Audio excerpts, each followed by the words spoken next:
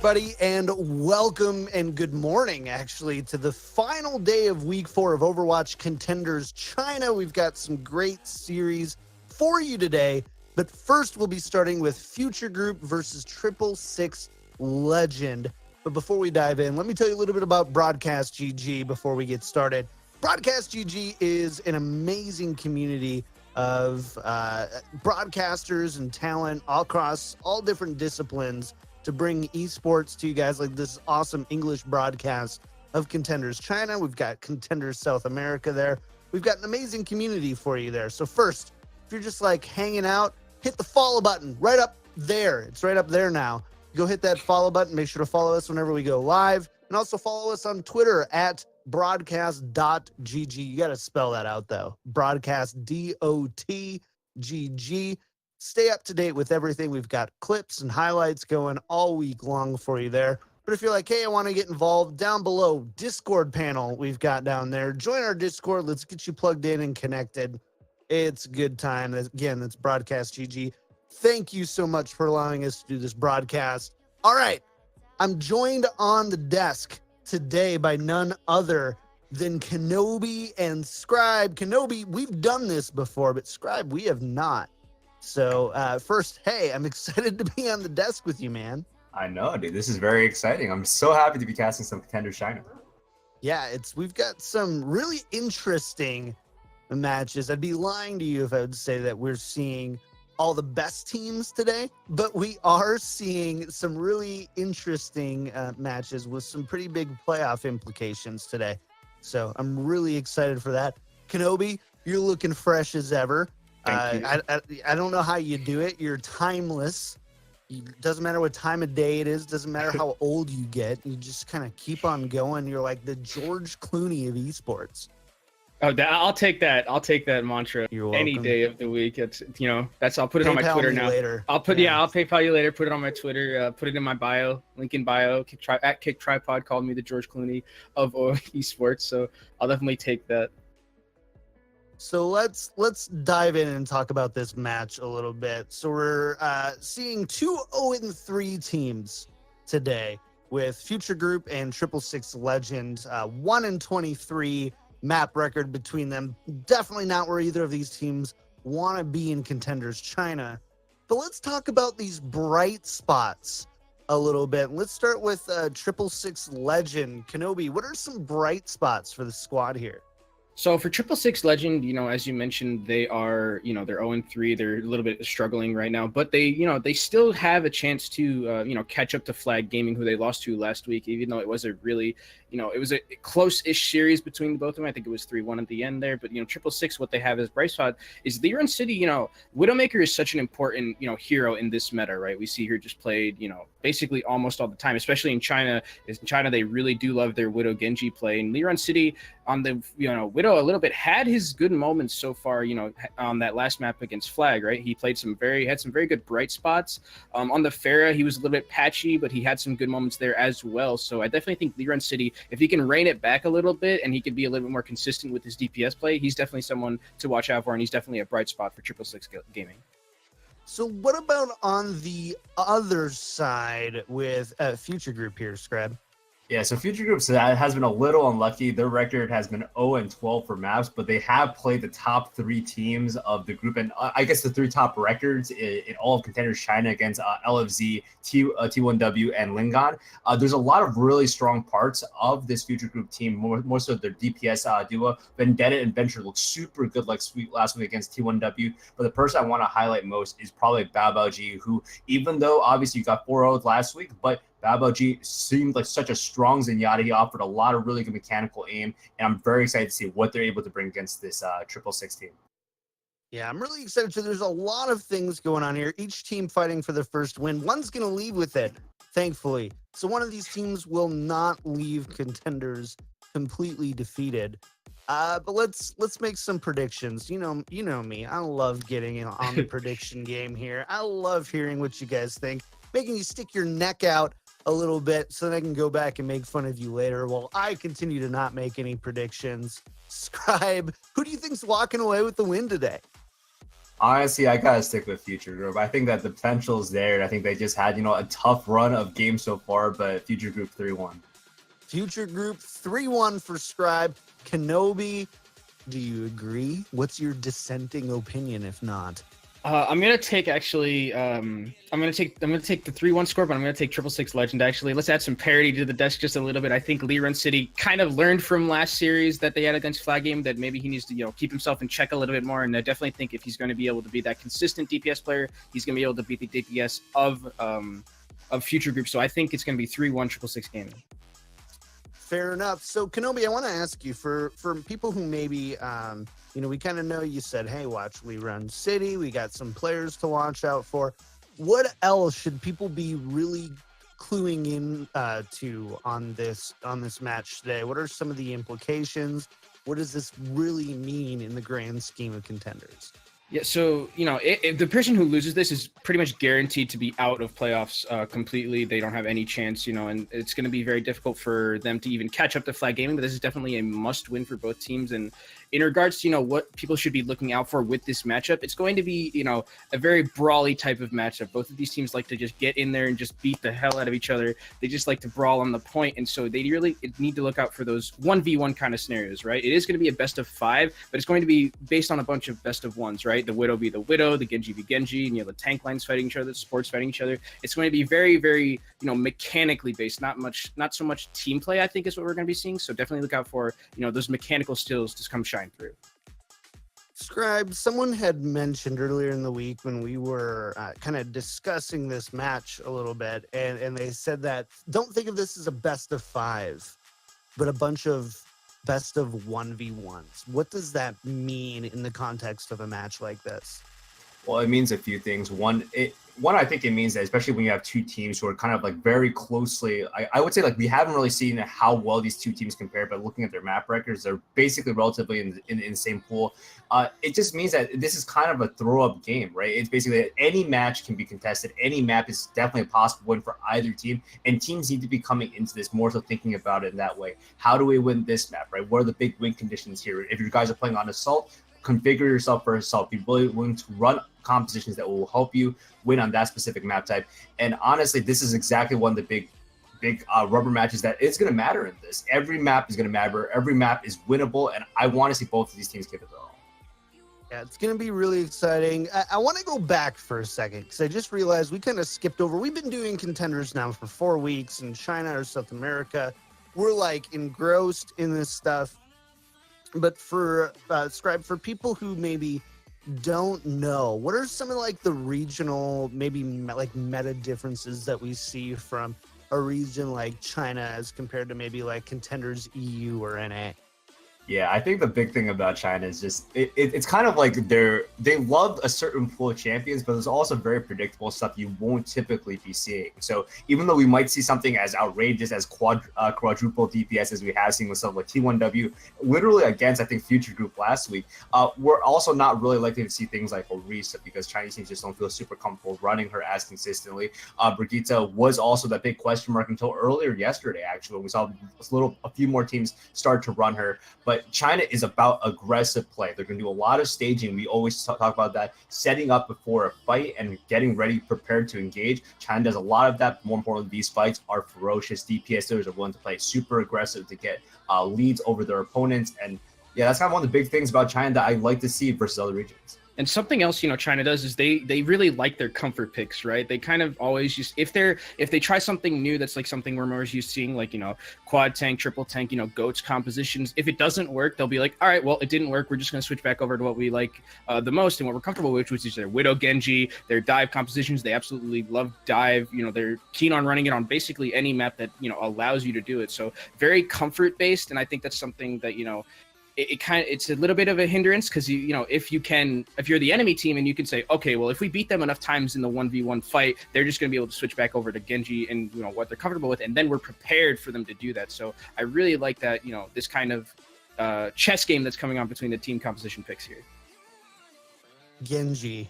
I'm glad you brought up Genji because we see Genji a lot, probably more in this region than any other region that I've been able to watch. Kenobi, do you know maybe why we see so much Genji here? I know you touched on it kind of a little bit with the comfort. Yeah. Is it just kind of comfort pick plus aggression equals Genji in China? Yeah, I think that's definitely, China has this, has this mantra in esports of being a very aggressive throughout all different esports played. And I think, Genji, it's just, you're right. It's a comfort pick and it really, adapts to their style of aggressiveness that they have. And, I think Scribe mentioned it as well. And I think, they just seem so comfortable on it. And it's also, Chinese teams don't really run Brigitte too much. And that's one of Genji's hard counters in this current meta. And Chinese teams maybe just aren't as comfortable on running Brigitte, don't know the hero as well as they know Genji inside and out. So I think that's definitely something else that, enables Genji to be played so much in this meta. So we're about to jump into the first map. We're just waiting for confirmation on what that map is going to be, Scribe. But I want to ask you a little bit broader question. This is kind of, I didn't prepare you for this one, so be ready. It might be a curveball here. There's been recently some concern about the China region and as far as players rising up and performing well in, tier 1 Overwatch, like Overwatch League and stuff like that. Based on what you've seen from Contenders so far, are you seeing some of these Overwatch League caliber players coming out of this region, or is it something that you might think we might see some of these players once we get that signing window open and some of those expansion teams locked in? Yeah, definitely. Despite I think what is the opposite of undefeated is it's unwinning record of Chinese teams in Overwatch League. It's just a record. The defeated record of the Chinese teams. Perfect defeated record. Exactly. But despite that, we are seeing a lot of individual mechanical talent. That's exactly what we're expecting from this region. This region is very mechanically gifted in the DPS role. Almost every DPS on every team, regardless of record, has the ability to pop off. There's a lot of Widow dependency as well, a lot of great aim on these teams. And more importantly, we are starting to see a rise of tank and off-tank players who are extremely strong in China. So this is kind of one of those regions where I think that the issues with this region are that because they play so much with themselves and not many of them have made it to as many international stages as regions like Korea or Europe or North America, they tend to be more reliant, and you see a lot of the similar issues that Chinese teams run into, right? Either the lack of discipline, lack of patience, but that's kind of what we have to work with. But once they are able to get those issues fixed up, and that does help by having a lot of Korean imports into Chinese Contenders as well, I expect to see them flow slowly into the Overwatch League pools. So speaking of lack of patience, I know we are ready to go on our first match. We've got Lijiang Tower. There's so many follow-up questions I have for you based on your answer, Scribe, but we'll maybe have to get to those later. We're going to go to Lijiang Tower for map 1, and we've got your casters, Panda and Labasco, for you for match number 1. Go ahead, guys. Take it away. Oh, you're already in. Thank you very much, Kick Tripod. Yep, jumping into the action already. Thanks to Kenobi and Scribe and KT for doing a great job on the desk as always. In Future Group, starting off here, getting control of the point here, at least early on. Panda forcing back the side of 666 Legend. Getting the first point of control on control center of Lijiang Tower at that Labasco. And what we got to see right off the get-go is the proverbial 1v1s that the desk was talking about. In between Lead Run City and Vendetta specifically, these two hit scan players are going to be pushing each other to the greater brink of destruction. Besides that, look for Bao Bao Ji on the side of Future Group for these Orbs of Discord coming through and already pushing it to the next level. Going on a little bit of a flank was Vendetta, and he takes out his counterpart there in the Pharah as they both eliminate each other. But Gaga at full charge right now, pushing forward with the Reinhardt in DXD. So they are sitting in a pretty good spot, already up to 33%. Already hanging out, and that is a good place to be sitting. Rather pretty, not using any ultimates thus far, as the first one to roundabout for 666 will be the Transcendence and the Valkyrie as well. So the support ultimates going across the board, but it's the Graviton Surge coming out on the point already by Gaga. And it's 4 eliminations total out of it as well. There was a long flank happening here on top by Lear and Cut, but it doesn't really matter there as everybody else was dead. Or sorry, that was Lead Run City. Yeah, Lead Run City's just kind of hanging out, waiting his nice in time, patience Two strike, waiting for everybody just to hang out below because nobody can dive up there to get to him directly.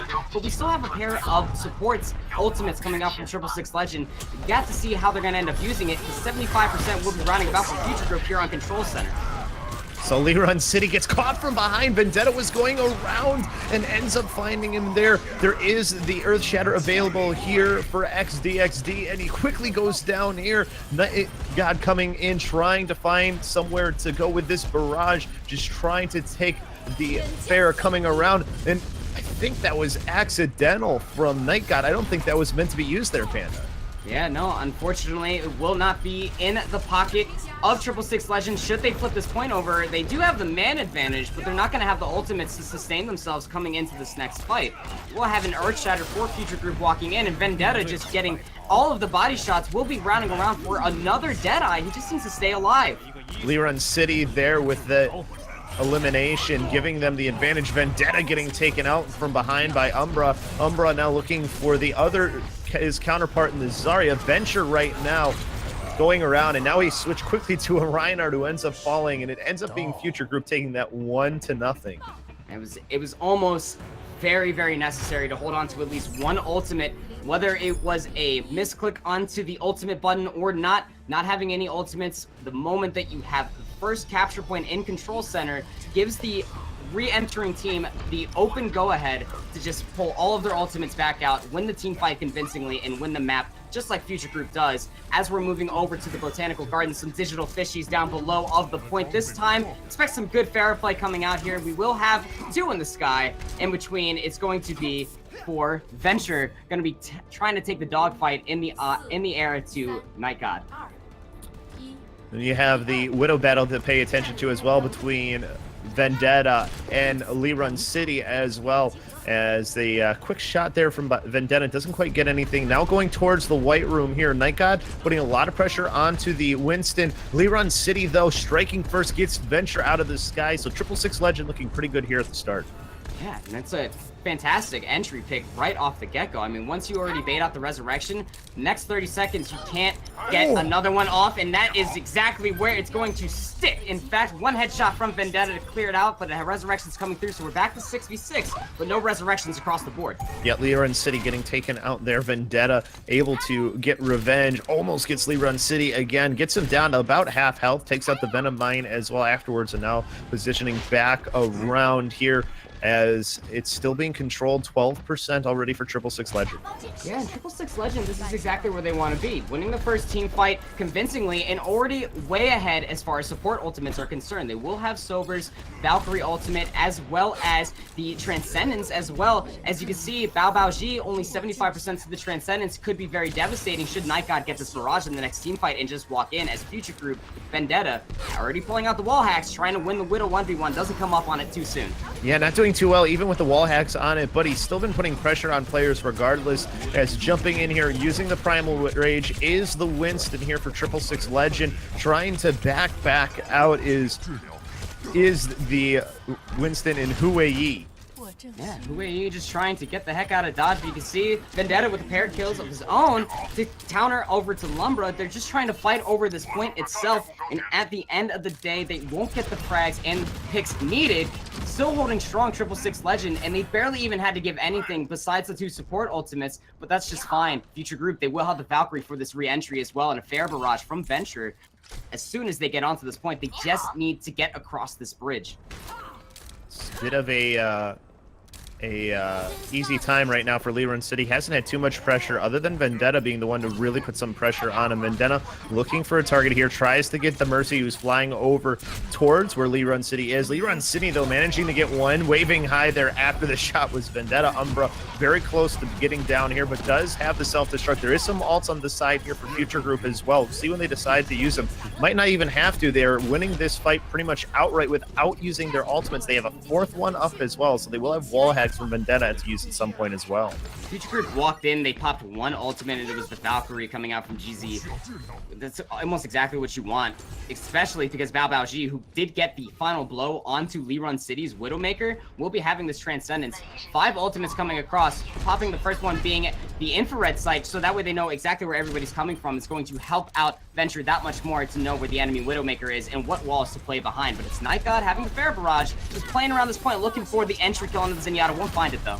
That's somebody else, though, that they have to make sure they keep an eye on. Self-destruct thrown here onto the point from Umbra. It's not going to get anything. It will force out Transcendence, though, from Bao at the very latest, as Venture's able to get two with his barrage, though. So a good ultimate there. So now Future Group out of ultimates, as just trying to get back with his team right now, using the Primal Rage to do so is Hue Yi.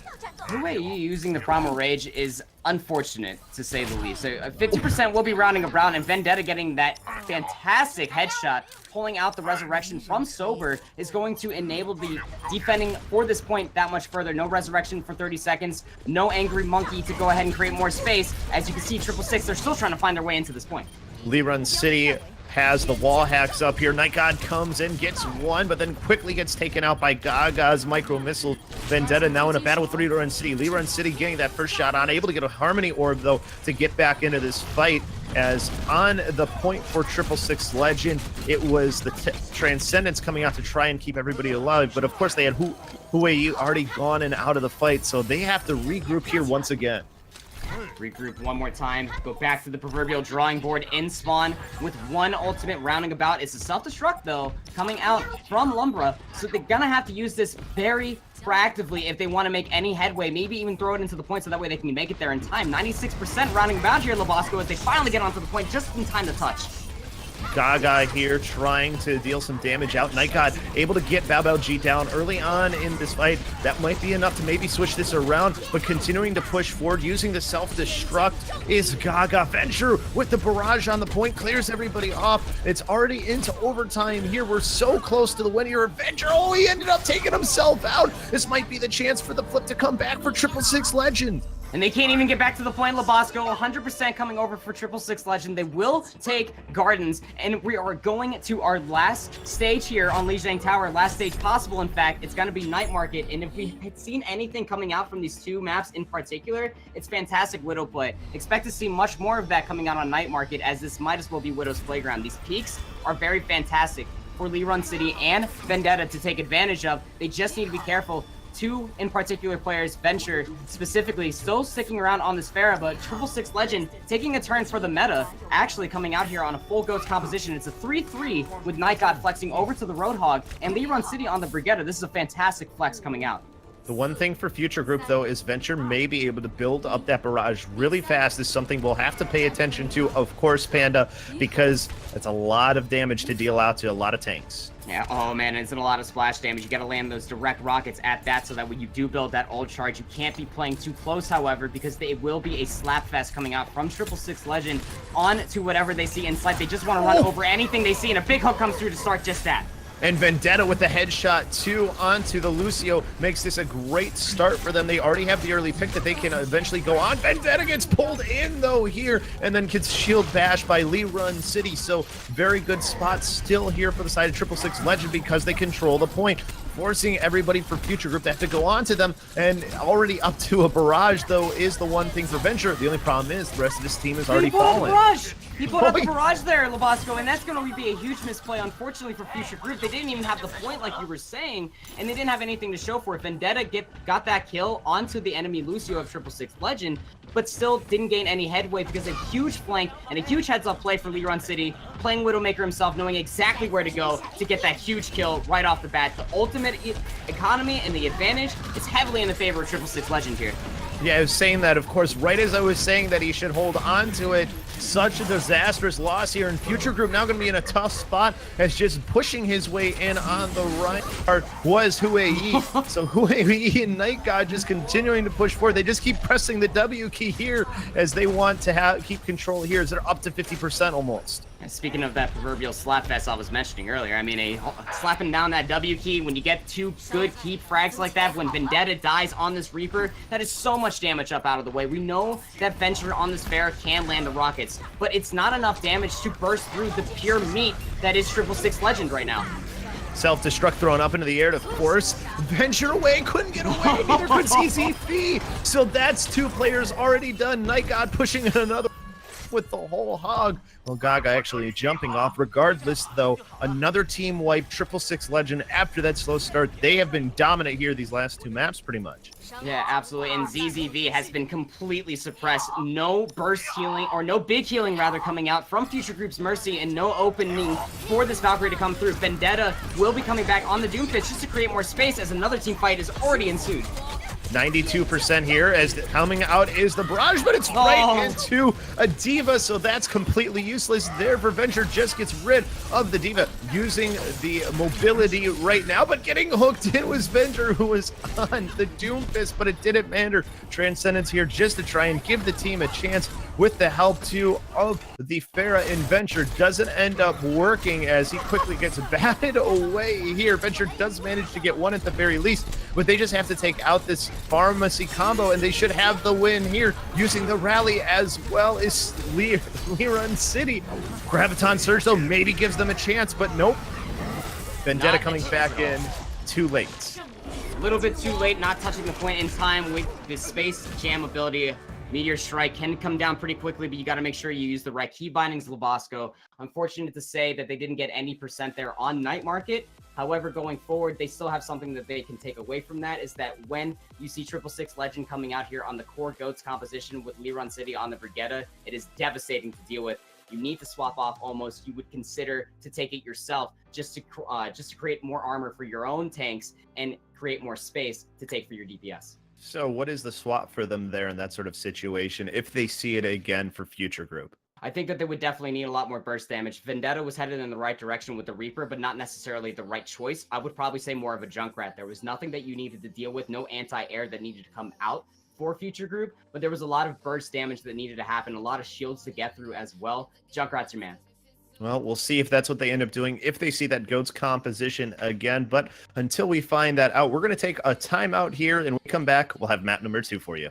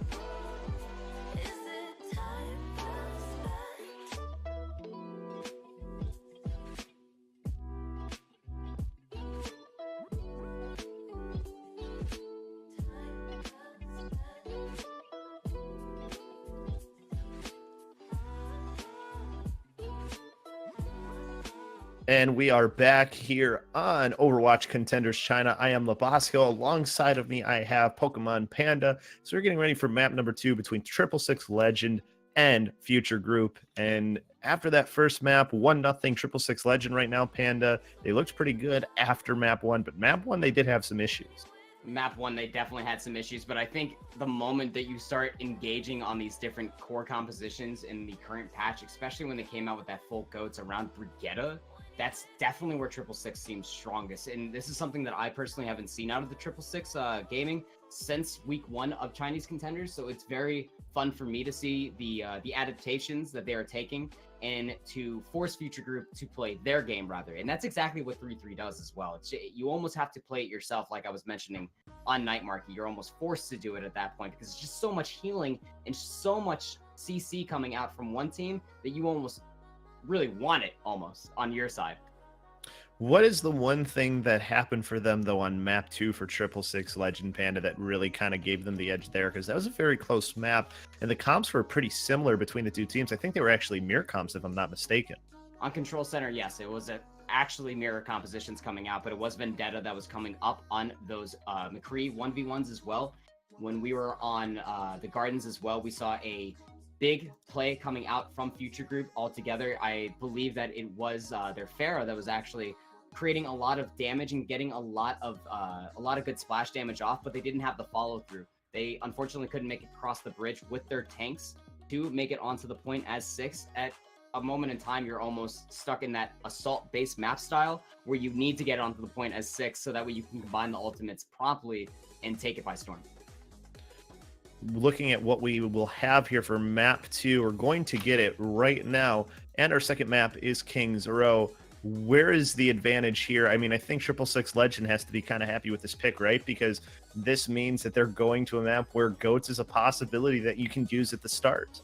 You can actually run the goats composition all the way until the very end if the enemy team doesn't even take a footing to stop you as well. I mean, it's so much health that you really have to come up on edge, really, for Vendetta. He has to land back-to-back headshots over and over and over again just to make a stapling in it or just to create headway into the goats beef-y composition.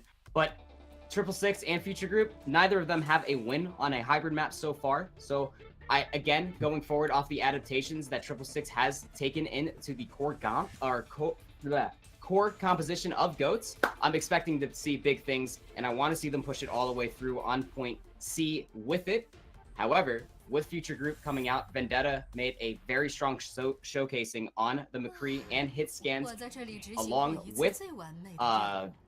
with their projectile DPS, really strong Pharah play as well, that if the composition suits for them to make it stapling, I'm sure the damage will come through this time around. Well, at the very least, the one thing that we know for sure is that the defending team first will be Future Group here. So we're going to get to see offensively what 666 Legend is going to decide to do. They're not really showing us anything here yet, Panda, because they were to come out with the Bastion, that would be a little bit of a surprise. You know, I'd be all right with it, though. I'm always interested in some exciting things. That's one of the better parts about these Chinese Contenders teams. They always really kind of play these awkward compositions. But it's going to be a full dive style with a pharmacy in tow. You can see Lee Run City just kind of hanging out, waiting to see what Future Group has to offer. Getting a nice concussion mine. That's a good boop coming off, but you can displace the XD Orisa. So, four-legged horse still hanging out up top. Vendetta hanging out in the upper echelons of the apartment building. To the snipes for Lee Run City's head, if anything. Yeah, and Vendetta went back, or sorry, not Vendetta, it was Lee Run City, who looked like they were switching to Widow, switched to something else, then switched back to Widow. So now they're finally on Widow. So they have decided that Widow is going to be their pick of choice, but the Night God going into a trap adventure and just flying away, ragdolling. Yeah, and just go ahead and just tip alt, zoom, straight to the moon. And at that point as well, I mean, Future Group maybe spending a little bit of a nice hangout behind the Orisa bunker shield while Lee Run City was trying to decide on what he wanted to play. 3 minutes and 40 seconds is the time marker to where you can actually find out what the enemy team is playing. And that is a fantastic shot. We can see why Lee Run City was taking such a long time. He wanted to make sure this is the pick. This is how we're going to get in here, folks. Good kill coming onto the Widowmaker, but no resurrection now coming out for Future Group in the next 30 seconds. Riptire already in play. Looking for the hero Riptire here, though it at least gets the tank in Hue Yi at the very least. Gaga here now onto the D.Va does get her out of mech for Umbra, and Umbra quickly going down there by Vendetta. Vendetta has been finding his shots, has up the infrared sight too. Now looking for a Zenyatta as well. Night God having to retreat here back towards the team, and Vendetta eventually does get the Zen and Zihu Ya. It's very important for these Widowmakers to continuously come up on top, either in these 1v1s or just continuously find either exit kills or entry kills, depending on which side that you're playing on. It really sets up the Genji player very well. Night God and Venture as well. Just very, very strong Genji players, but they are only as strong as they're enabled and as long as the space is created. Here's Night God already going in with Dragon Blade and unsheathing. He's trying to, what a dodge! He finally gets it onto Venture and then finds Vendetta as well. So both DPS quickly down here. Night God missing with a couple of those because of the great jukes from Vendetta, but eventually it doesn't matter. Now it's just the tanks left as they try to back out. The Zen here, Primal Rage by Hue Yi here to try and push them back towards the rest of the team, but he's going to make sure that he doesn't fall off as he completely goes back towards his team. Doesn't want to end up going down here as they're still trying to seal this fight, as there is a re-engage coming here from Future Group, but Hue Yi getting a little bit of help. They should have this after they take out the Winston, who's jumping in the air. Venture, though, has a blade, gonna hold on to it. Already going down, main healer up and out of the way, no sustainability on the point as well, but we just got to take the time to mention that not only did Vendetta just completely take the head off the shoulders of Lee Run City, but he is truly a part of the Matrix. I mean, that dodging was just truly insanity. His team does lose the point, though. They'll have to try and set up defensively here. Vendetta in a bad spot, got caught out trying to flank by the Zenyatta in Ziyo Hua, so not exactly the best positioning there, was trying to be sneaky. Trying to get a little sneaky footing around here, but what we can see going across the screen here, Labasco, 666, they just want to continue to push forward, holding down that W key, as we like to call it, getting that forward shielding and the pressure on, so that way they might able to bait a few ultimates from Future Group out, though they only have one. It's going to be the Blade. The infrared sight should be coming through to make that Blade a little bit more, I guess, exciting for the Genji to find his picks in need be, but it's going to be met by the transcendence of 666 Legend, who just pulled out the Valkyrie onto this payload. Yeah, both teams switching to the Rhine. Zarya comes now. They do have the same DPS at the very least. Dragon Blade coming out here. Night God quickly takes the Mercy out of the sky, looking for another one. Not going to get anybody, but just the Mercy is enough here as the rest of the team does the job they need to finally push this card towards this first point. That is exactly why you take that frontal spacing past the bookstore as well. You can see the payload just ever so gingerly capping on point B for King's Row, and 666 Legend having 3 minutes and 30 seconds now to push point C. Vendetta again with another kill as soon as the point capture's over. They really got to stop this man now. I mean, that's one way of doing it.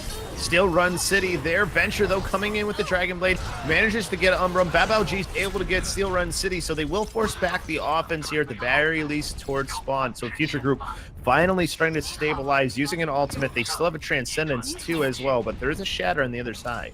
It's going to be the biggest ultimate that they need ever coming out from their main tank of QE. Go ahead and take that death stare. Reinhardt v. Reinhardt is a very scary situation to be in, especially when they both have their Earth Shatters available. Misses the pin, but Vendetta does not miss the shots. Yeah, hits 2. I think 3 now as well for Vendetta. We switch over to Vendetta now and see, just looking for that last straggler and gets it. What we've seen here from Vendetta, incredible. Completely just decimating 666 Legend and stopping their push once again as they now hit 230. Yes, you are more than okay to take that wave there for Vendetta. Popping the infrared sight. Solid 35% above his adversary of Lee Run City. 666 Legend just going ahead and finding an opening, but they're not having an easy time doing their Venture pulling out the blade here, Labasco. Just going after the Reinhardt, couldn't get the Mercy or the other targets he was looking for, so it ends up being a wasted blade. In the meantime, Vendetta and Venture, they do the work that they need to keep their team ahead as far as the elimination, so they've turned it into a 6v4, back to 6v5 with Steel Run City at least getting back up. Night God here just kind of hanging around, has the Dragon Blade, now decides to unsheath it here, quickly gets onto the black line, takes out the Mercy, but Venture right there to meet him and takes him out. And that is one of the most important things you need to do there, especially when the Genji's already low.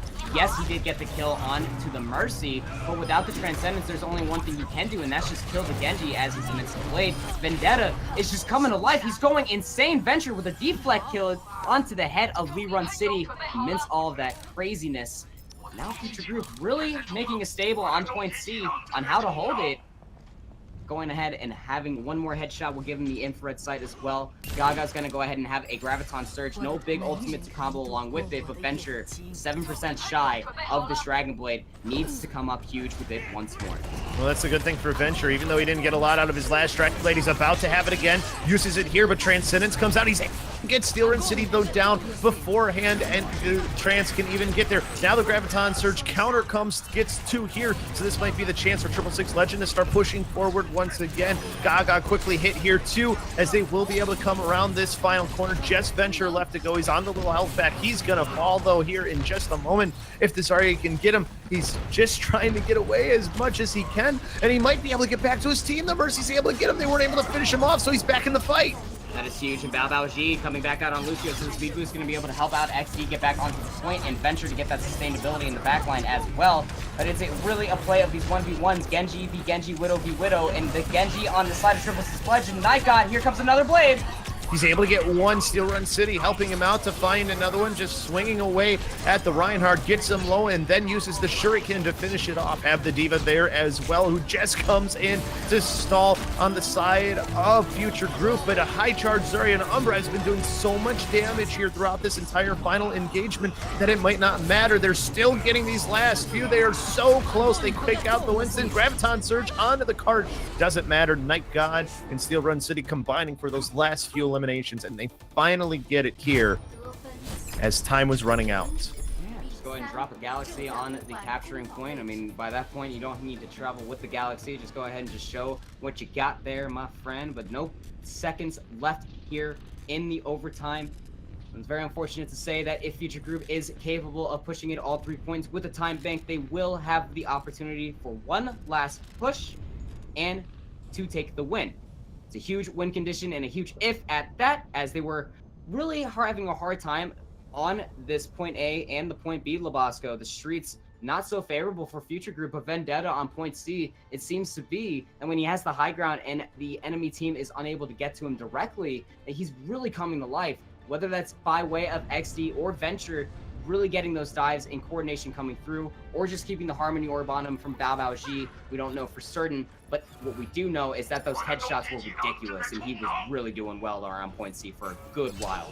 The other thing we know, though, too, Panda, is that this is a map where holds are possible pretty much in every portion of the map. You can full hold at first point, you can full hold after they take first point at that choke, you can full hold right before the first point that you take with the cart, or you can full hold pretty easily as well on the final push if you're the defensive team. So there's opportunities for 666 Legend to have this go the way that they want, because we know that there's certain points where there is still strength for the defense. It's not always in favor of the offense. Well, we definitely know that 666 Legend will be looking for this very Covenant full hold here on point A, Kings Row. It's not something that you see every single day, but it's something that can definitely happen, especially if the attacking team doesn't gain any headway as far as ult economy is concerned, or they don't even are able to get onto the point. Looking at you, Leron City and Night God coming out here for the double sniper defense.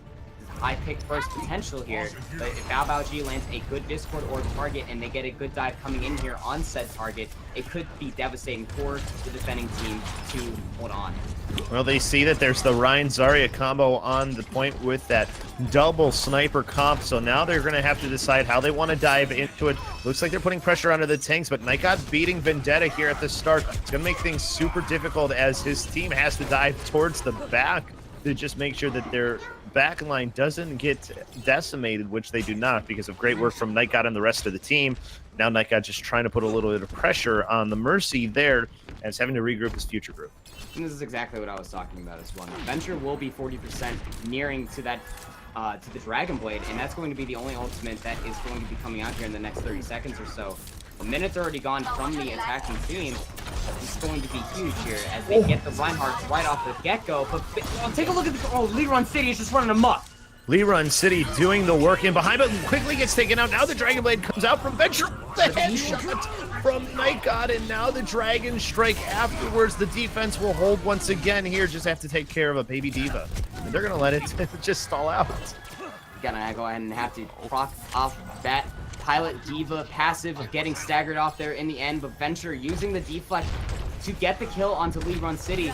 Didn't have it amidst the Dragon Blade for Night God's arrow that just found his dome, ripping the Cybernetic Ninja's head off of his shoulders. Now Future Group is going to have this Transcend, or the Valkyrie coming out here for ZZV, and it's going to have to be a very big dive coming in here, and a big bursty one at that, because Vendetta is not having an easy time here against the double sniper, a 666 Legend, as an infrared sight from Run City comes out here already for the defense. And Umbra very close to having, by the way, the Graviton Surge has been at almost full charge the entire time. That's something else that's going to hurt them as well. Umbra here just about to get it up, fully 100% charge as well. See when the Graviton comes out. So low is Umbra able to get into the trance though, and Run City gets Vendetta in the meantime. Only one tick being able to take in here for the side of Future Group, and just Umbra pushing the W key, because when you're high charge Zarya, you're pretty much invincible as long as you have health. Vendetta, the only one left, use the infrared here, but it's not going to matter.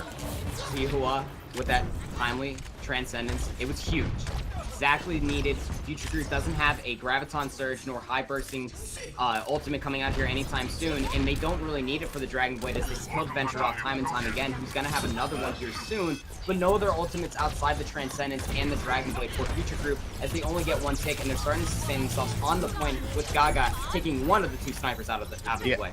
And Ziho Ya fell really early on in this play. Graviton got eaten by Umbra, I think, as well, who had gotten it up and hadn't used it yet, and now Venture's going to use the Dragon Blade, knowing that fact. Dragon Strike coming through, but there's nobody on the point. They're going to be able to finally get this. It looks like, going right into a shot from Night God was Venture.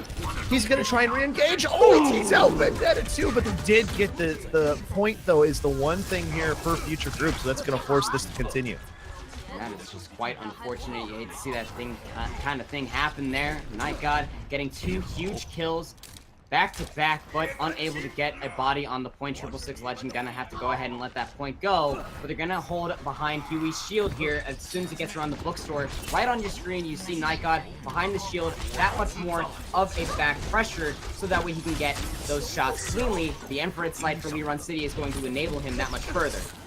The one thing that helps them here is that Night God got those picks that he did, but the dive works here. Gaga taking out Night God, and now it's still Run City getting taken out. XD looking for the couple more with that Primal Rage, finding this high charge Zarya and Umbra. Umbra just seems to be at high charge all the time, even though it gets taken out there.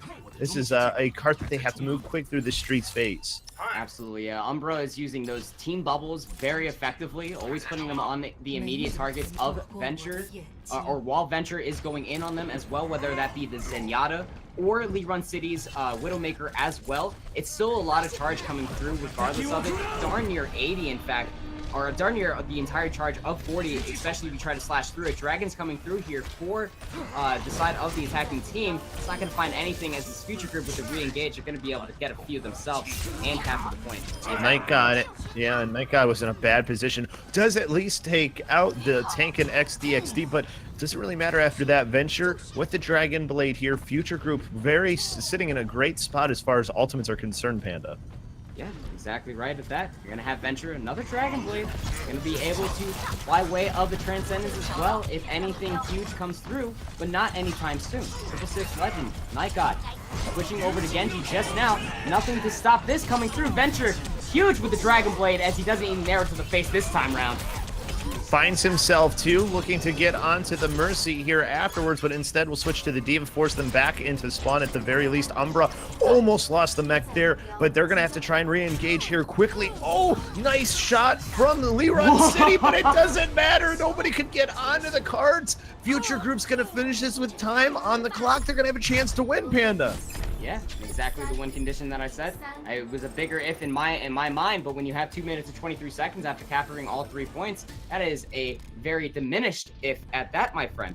Venture and Vendetta were coming up huge, but it's no way of shaking your hand against Gaga and XD. They were time and time again finding these 4 dives onto the back line of 666 Legend, just flattening their supports more often than not. With the Winston, Future Group might as well stick to their guns here, but Spencer's hovering over the Hanzo. I would like to see a double sniper, but take a look at 666 Legend. They ain't afraid. They know what exactly happened on the previous map of Bosco, what gave them the win, and this might end up being devastating for 666 Legend, or it could come back to bite them in the rear. Once they're on the high ground, once the Widowmaker or another sniper from Future Group is hanging out on a pedestal of sorts, it only comes down to Umbra on the D.Va to displace them, to almost 1v1 them at that point as well if they don't get the burst healing from the Moira. Defensive goats is hard, let's put it that way. It is very difficult, but it is something that can work. And Future Group, as far as their comp is concerned, it's going to have a little bit of a tough time with goats, isn't it? I would definitely say so. I mean, it favors the attacking team, who does have 2 minutes and 23 seconds. They can actually wait this 20-second time to see what they're running all entirely. They're not and they going found to. it out right away. Oh, the Sonic arrow is so clean. They're going to be able to see all of them in the hotel coming over here immediately, and then find the break. The breakdown quickly here by Venture. Now he's on, looking for another elimination, and he just found another one. His team finds everybody else. They're going to win this one. Future Group's finally going to get their first map win. And they look so good in doing it, Labasco. They were time and time again, these snipers and projectile DPS for Future Group coming up so huge for this fight and teams. And time again, that Sonic arrow is just so clean to set them up so well and take their first win in Chinese Contenders. They're definitely going to feel good about that, but I'm sure that the panel that we have assembled for you today in Scribe and Kenobi, and of course, the gracious host that is Kick Tripod, they have even more that they're going to be able to tell you here. So we're going to throw it back to the guys here and let them break all of this first half down. And there is a lot to break down. Thanks, Labasco. Yeah, I mean, Yep. I've got a lot of feelings and emotions I do too. churning about here. But Kenobi, I want to hear, like, what are you feeling right now? Like, before we get into the analysis, what are you I don't know. I'm feeling? having an out of body experience, I think, because I mean, it's just non-stop action coming out from both these teams. Ultimate's just coming out left and right. Huge plays coming out from everyone, and just it's just so. There's so much to break down, as you mentioned. We have a lot of talking points for this halftime, KT. Scribe, thoughts, feelings on that first half? You doing in there? You hanging in a little bit better than Kenobi? I love this. This is what I live and die by. It's so great. There's like it seems like everyone has something to show, and it's just like it's so ridiculous watching this right now. Yeah, it definitely is. Well, let's talk a little bit. Let's jump over to Lijiang Tower first, and I don't have the right adjective to describe this map, so I'm just gonna say that this one was interesting. We saw kind of Vendetta and Liren City going off in their own little head-to-head battles most of the time. It seems like teams really had a strategy of, get a tank and support pick and then move in, and then a tank and support never really died.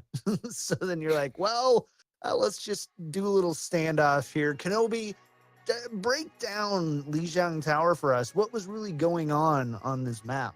So we mentioned it, at the start of this on the pregame desk where we talked about, this is going to be a lot of 1v1 matchups, right? And it's going to be a lot of, Widow v Widow, Genji v Genji, stuff like that. Tank line versus tank line, support, and so on.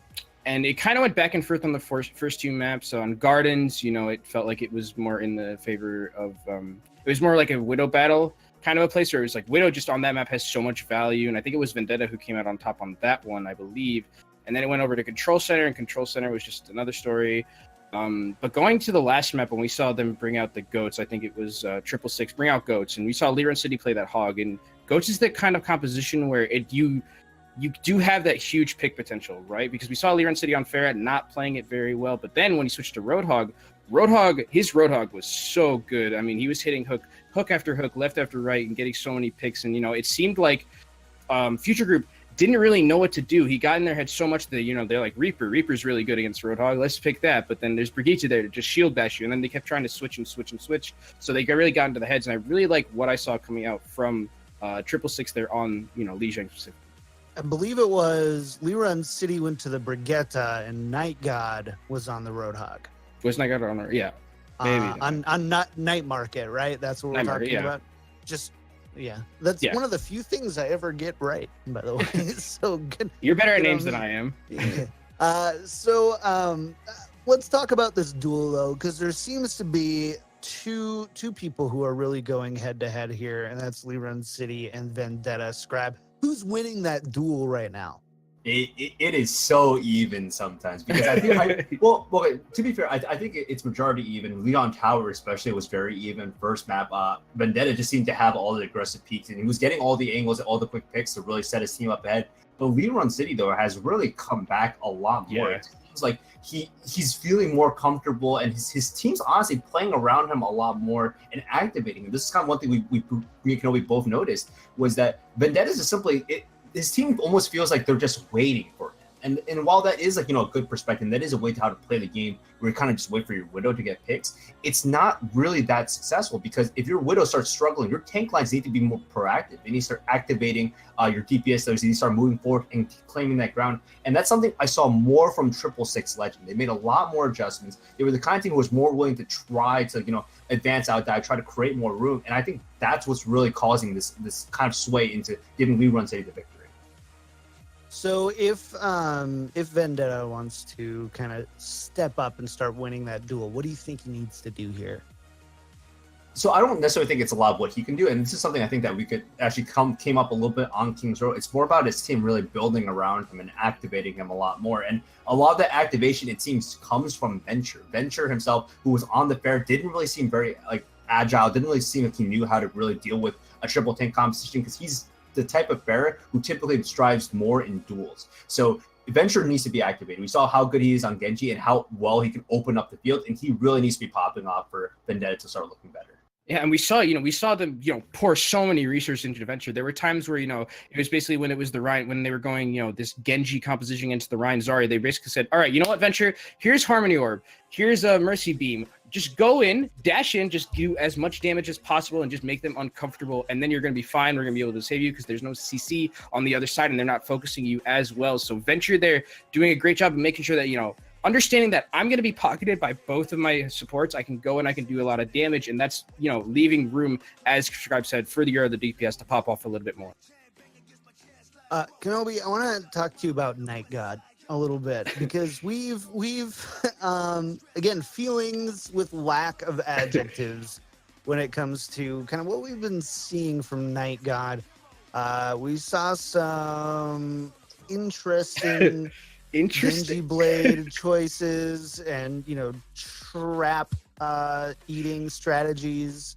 I want to know what's going on with Night God here. What are you seeing from him in this first half? It's so weird. It's because last week when I had watched 666, it was kind of like Liran City, who is this kind of DPS player that was going haywire and just doing things, solo barrages and just playing very, very aggressive. This time it's Night God, and unfortunately Night God is it's being the definition of insanity a little bit, right? How many times do I have to dash into a Hanzo who's out of range and get headshot, or how many times do I have to dash onto the high ground and get Junkrat trapped? They need to really just reel him in, because if he's able to be reeled in, that's going to be and play a little bit safer. That's going to enable Liran City, and Liran City so far has been that kind of carry potential player and is able to pick up the slack a little bit for Night God. But if 666 wants to win this, they're definitely going to have to make sure that Night God's playing a little bit more safe and a little bit more consistently than he is currently. So you might have just answered it. I'm going to come back to you in a second, but Scrab, I want to ask you, who needs to step up on either team if they want to walk away with the victory here? Because right now it's pretty dead even, it feels like.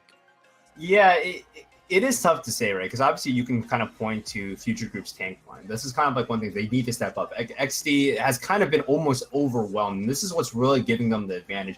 Chinese Contenders has kind of felt more of these teams like using ultimates off cooldown because for them it's the most efficient way to do it. We've seen these Genjis kind of pull out Blade in almost any situation, and the funny part is 50% of the time they get nothing, but 50% of the time we see them get triple kills and double kills, almost seeming like it's almost impossible considering we just saw you dash into a Hanzo, right?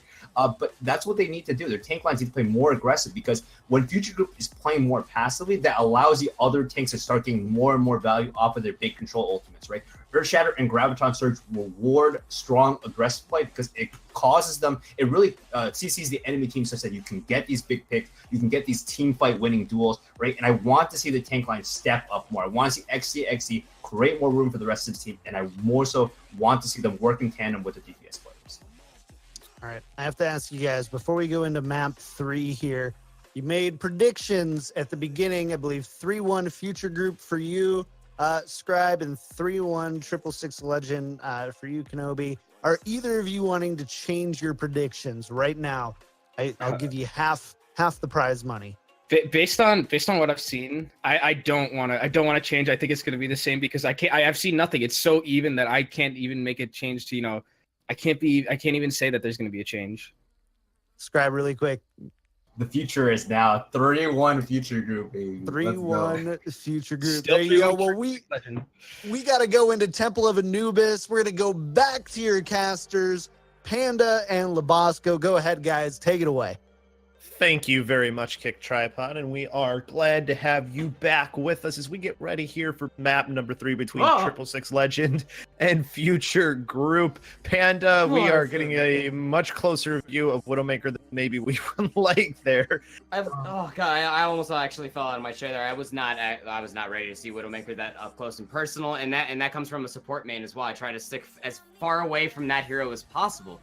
But yeah, I mean, this is quite the entertaining show that we have here today for you all. I mean, literally, I'm gonna go ahead and side with Scribe here as well. I mean, the future might as well be now. With 666 Legend, they want to make a staple in here in the sand of Anubis, walking out on their attack, coming all the way out on the left-hand side, so that way no Widowmaker can see that they're coming out here with a Doomfist comp, looking to punch everybody in the face, but you won't be able to get over there anytime soon. Gotta wait for that rock punch to come back up.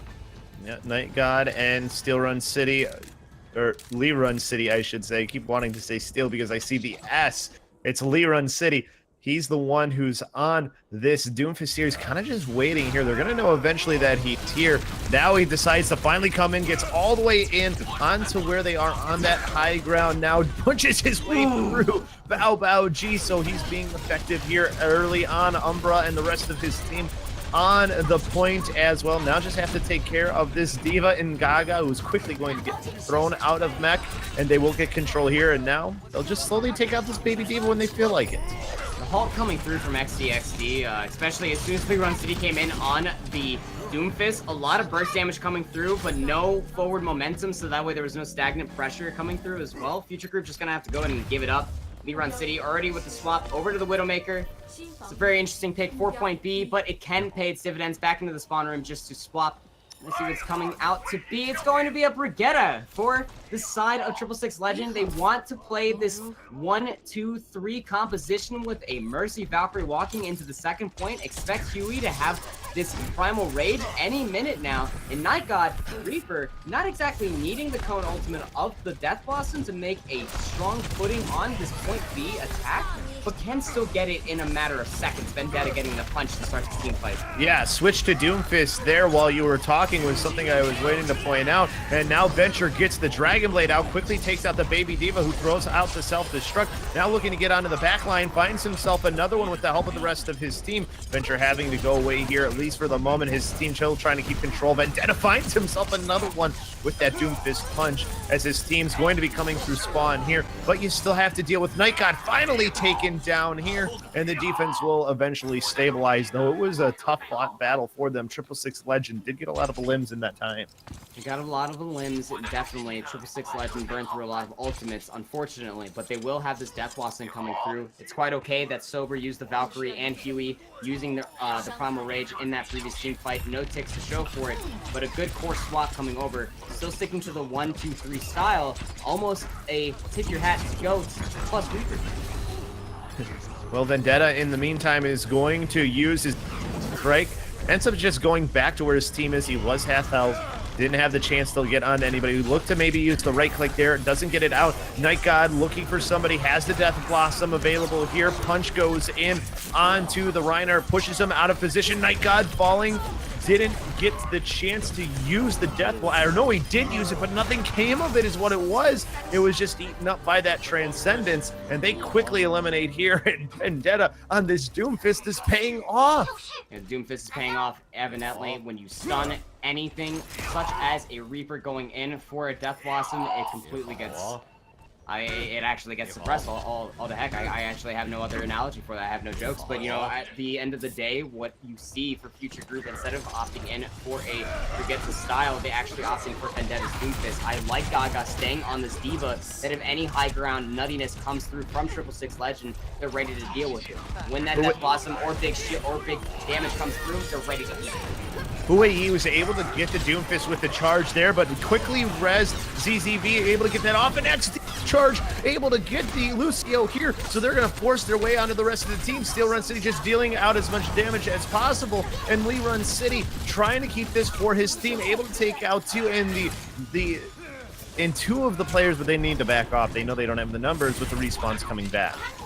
One of the more trickier parts about Assault here, Labasco, is that you do need literally all 6 members of 666 Legend on the point to make any sort of headway into the control meter for point B. 3 minutes and 40 seconds now and ticking down for 666 Legend's attack. They're going to have the Graviton Surge coming in here as well. Probably looking to just get a lot of cleave damage from Huey and Night God with those Hellfire shotguns. Expect big things to come out of him soon. Well, they use the Graviton Surge now, catches a bunch into it as well. They didn't have the defensive ult do enough from Bao G, so now it's going to be chasing down these eliminations here, and they should have control of the point, and they'll start building up on this meter as trying to charge in was XD there was it was falling. Doesn't end up working. Now the Diva comes out here from Gaga, quickly forced off. Not even going to get a chance here, but a team coming from the other side to get back onto the point. It's the Mage, just stall tactics here now for the side of Future Group. Vendetta still looking for some eliminations, going back towards spawn. Chris was really close to falling here. Still have some players stalling on the point as well. Out comes the Valkyrie here as well to keep everybody alive, but Lee Run City being allowed to run rampant, just swinging the mace around and nobody being able to stop it here, and Night God continuing to just put damage out onto these tanks.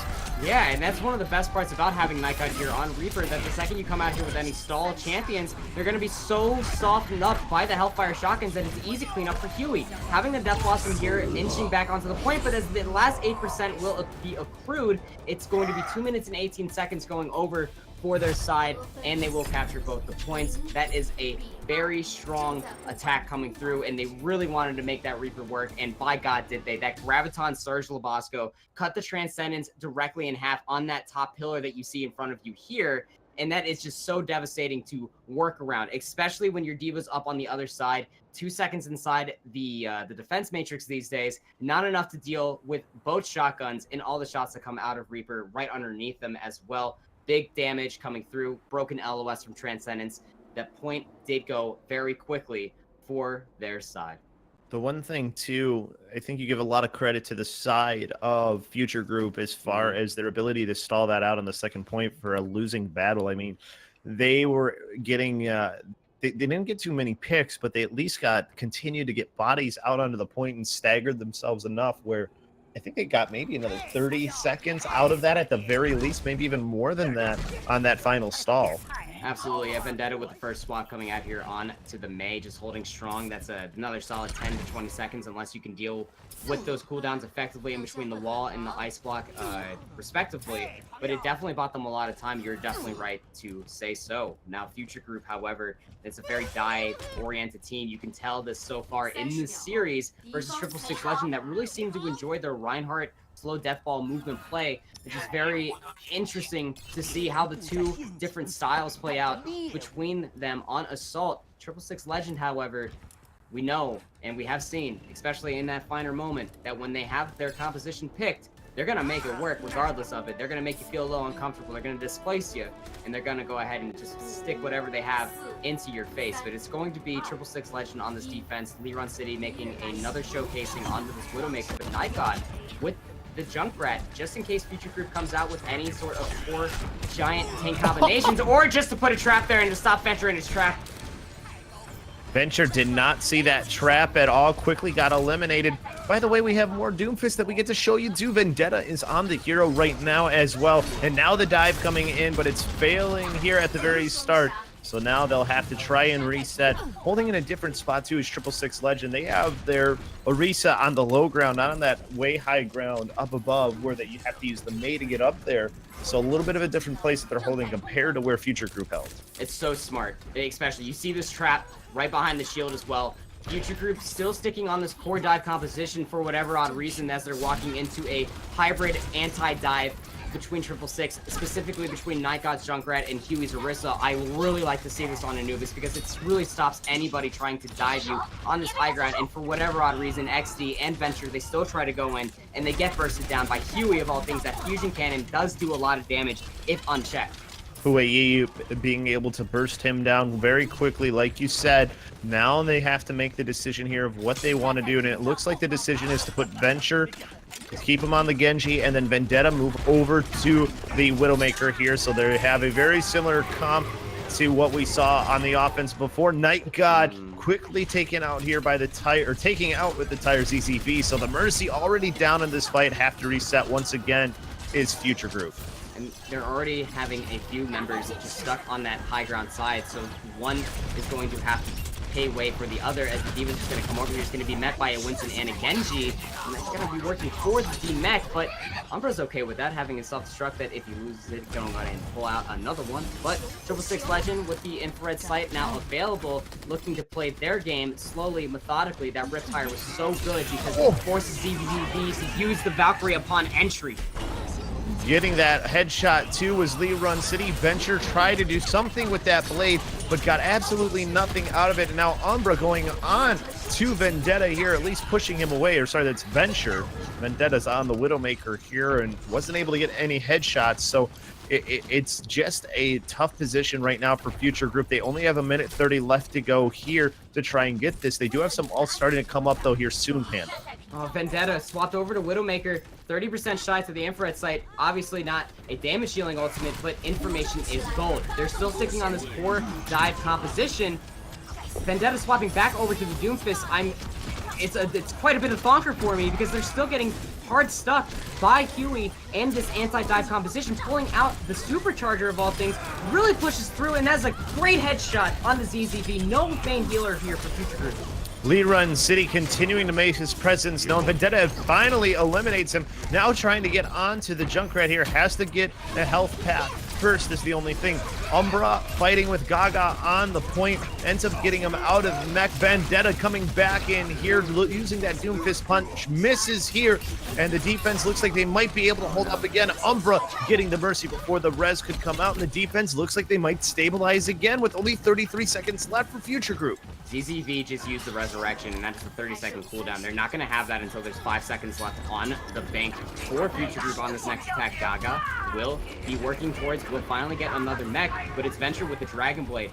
Taking quite some time to go ahead and get that one as well, as it's Night God pulling out this Riptire, being cheeky, just trying to find any kill, but it's going to get snuffed out by Vendetta. Good shot. Vendetta getting that, and Venture already got an elimination here. Now has a chance here with the Dragon Blade to turn this fight around for his team. Hasn't found anybody yet. Now finally gets one in the Junkrat, and this should be the final win here on this point to at least force themselves to have a chance to get this one here. If they can quickly dive onto that second point, they might even have more time than 666 Legend if they snowball. They might be able to do just that if CZV's Valkyrie ultimate is very strong. Vendetta having a little bit of a Gemini issue, if you will, not understanding which personality he wants to take to the table from the Talon party, whether it's Doomfist or Widowmaker. He's going to be playing it all. Hello there, Lee Run City. How are you today? That is a quite lovely room there. Now, Huey's still staying on this Orisa, however, on point B could be a little bit more difficult for Doomfist, or for Orisa to make a strong hold, as you can just work your way around the shield. The dive coming through strong once again, but Night God going down first. That's huge. And Liran City is on Tracer here right now, so that actually might work in the favor of the attacking team in Future Group. They've got the couple of limbs here. There is the Transcendence out. Using that fist, though, right now is Vendetta trying to get a few more eliminations. Works his way towards the Tracer. Misses with the charge here. Uh-oh. Finds himself right into a Brigitte, but Venture doing what he needs to. Uses the Dragon Blade, gets one. Finds his Zenyatta coming out. His team's going to have a chance here. Has to try and get this Tracer out, though. They finally do eliminate Tracer. Now they're going to build up. They've already got 2 ticks. Just a second. The third's going to be working towards here. A big punch coming through on Huey. He doesn't have any problem reaching it back to the point. They get all 3 ticks. Labasco, 31 seconds more. No, it is not the most time bank in the world, but that is a solid other push coming out there that they will have for the attacking team when they get to it. It will be Future Group on defense first, so I want to see the different swaps, any adaptations coming out here for Future Group. Are they as clairvoyant as their name seems to be? Probably not, as dive seems to be what they're strongest at. What do you think of the switches, though, for 666 Legend when they were on the defensive spot? Do you think that maybe they made too many there? I would definitely agree so. I mean, at the end of the day, they took the one swap, especially for Night God coming out here on the Brigitte is the strongest pick that you need, especially when you don't have a rivaling Transcendence to fight against a Dragon Blade. Your best bet is to actually take the Brigitte and to shield bash and stun lock to crowd control the Genji and just burst him down inside the Dragon Blade. However, with Future Group going forward, they will be working on to the same exact style that they did last time, boosting up the Orisa on the high ground. Venture headed back to the spawn room to come back out on Genji, and they're setting up with Bao up on the further side, much more as a pincer. I know that Bao is a very strong Zenyatta as well, has always landed a lot of good volleys at Orisa Destruction to go along with these strong tanks. It's just going to have to come down to 666 Legend. Liran City not on Doomfist this time around, a little different from their previous attack, coming out here on Widowmaker off the get-go with a core dive behind Night God's Genji. It could be devastating for Future Group, and especially for Vendetta to come up huge on these shots, but he has done it before. Well, no Doomfist here for the side of 666 Legend. Offense started here. It worked so well last time. And now Night God kind of just waiting for his team to scout out, tell him where the rest of the team is, and now he's going to make his flank around here in just a second. He's found himself a Mercy in time with the rest of his team. Dashes in. ZZY just getting so close to falling here, and ZZV still manages to stay up somehow through it. Now finally falls, though, to the tank and Huei, as this looks like it's going to be 666 Legend eventually taking this, but the defense, though, is coming to life here, even though they got the Mercy out. And, oh, we need a pause here, it looks like. But it's looking like it's going pretty well for the defense here, as we do have to take this pause. Yeah, I mean, Vendetta was coming to life, a big flank coming around here, a little bit of a much style of a Pine kind of play, if you will, and that was very nice to see, especially for the defending team. I mean, that Future Group, they need to continue to look into their own future, see what the compositions of their enemy is pulling out, because once they force TSL into these type of composition changes, playing around and playing against the game that Future Group is providing them, it really puts 666 Legend on their back foot, and it almost seems like they don't know what to do. Bao also got a really good pick there on to his protege Genji, and it was actually a very feels-good moment, especially because remember where the setup was. He was almost all by himself over there. It just came down to his friendly Diva to come over, get a little bit of peel, a little bit of a bump, but the headshot still came through. The one thing I was going to ask you is, defensively, it was the same composition we saw from Future Group. Are you a little disappointed that 666 Legend didn't try what worked for them before? They had the Doomfist to take that .1, and it worked so expertly well, especially because defensively, I mean, like I said, Future Group, they were set up the same. Yeah, absolutely. They didn't fix not a single thing on the defense. They still took the Mei. They still boosted them up to the Arisoft onto the high ground, and you almost would expect the attacking team to take that well-oiled machine that don't fix what ain't broke mentality, 2-A attack again with the Doomfist and the hypo-aggressive dive all up on top. Sure, it is a little bit more of a setup, and it can take up to about 30 seconds or so, but in a seamless time that is Assault. And when you lose that first team fight and you give them so much ult charge to the defending team after losing that first team fight, you almost want to take that time. You almost want to take the longer setups and to work around on the flank, so that way you could really find the dive and find the skirmishes that you want amidst the fun chaos that is a team fight. and really come up huge. I mean, that's Assault at its finest, really, that if you're not working together on these core targets, you're not focusing down on the Discord, or you're really not going to make any headway. So what's the conversation that you're having right now? If you're 666 Legend, you just had this push fail. What are you talking about right now with this unforeseen timeout that you end up getting? I think we need to get up there and we need to get to the point as 6 altogether. I know I'm going to sound like a broken record for all of you at home at the moment, but that's really what Assault is all about. They need to find their composition and really run it. Now, one thing that we did see from 666 Legend, but we haven't seen here on Point A Attack, is this GOATS composition. I mean, it works so well for them on Lijiang Tower, especially on Night Market Labasco, but we haven't really seen much of it ever since, besides when it got absolutely destroyed on King's Row defense on that final team fight. But it's something that can obviously work. I mean, it did come away from the from Assault right at the right when it got acknowledged. So I'm more interested to see why we haven't tried this from 666 Legend, as they just need to speed themselves on the point underneath the Orisa shield that you see right here and now as we're back in game, and really just force them to drop down on you. I mean, Orisa will drop the shield, and if you can take that time to get underneath her and make her feel displaced from her team, that's a lot of space that cannot be provided for future group, but you need to also stop Vendetta on these flanks. Really good counter snipes coming through. Well, Umbra getting the opening pick onto ZZV is huge. Mercy already out. Now they get XD. They have the Diva out. Self-destruct is going to come out here. Waited as well. And now looking for some more eliminations, as their team is already up to almost 2 ticks here, as Gaga kind of just up there on top, just trying to do what they can. And just kind of caught out was Bao G. So now they will be able to regroup here. And now just stalling for as long as possible is Vendetta. And now quickly falls.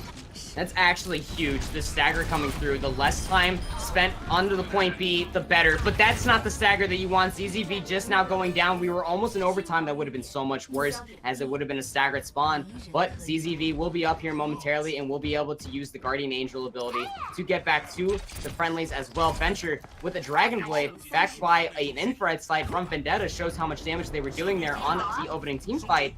A bunch of swaps coming through as well. XD giving away, but the Winston charge going back here on the Reinhardt, having a Valkyrie and a Transcendence to their name. Future group can hold strong.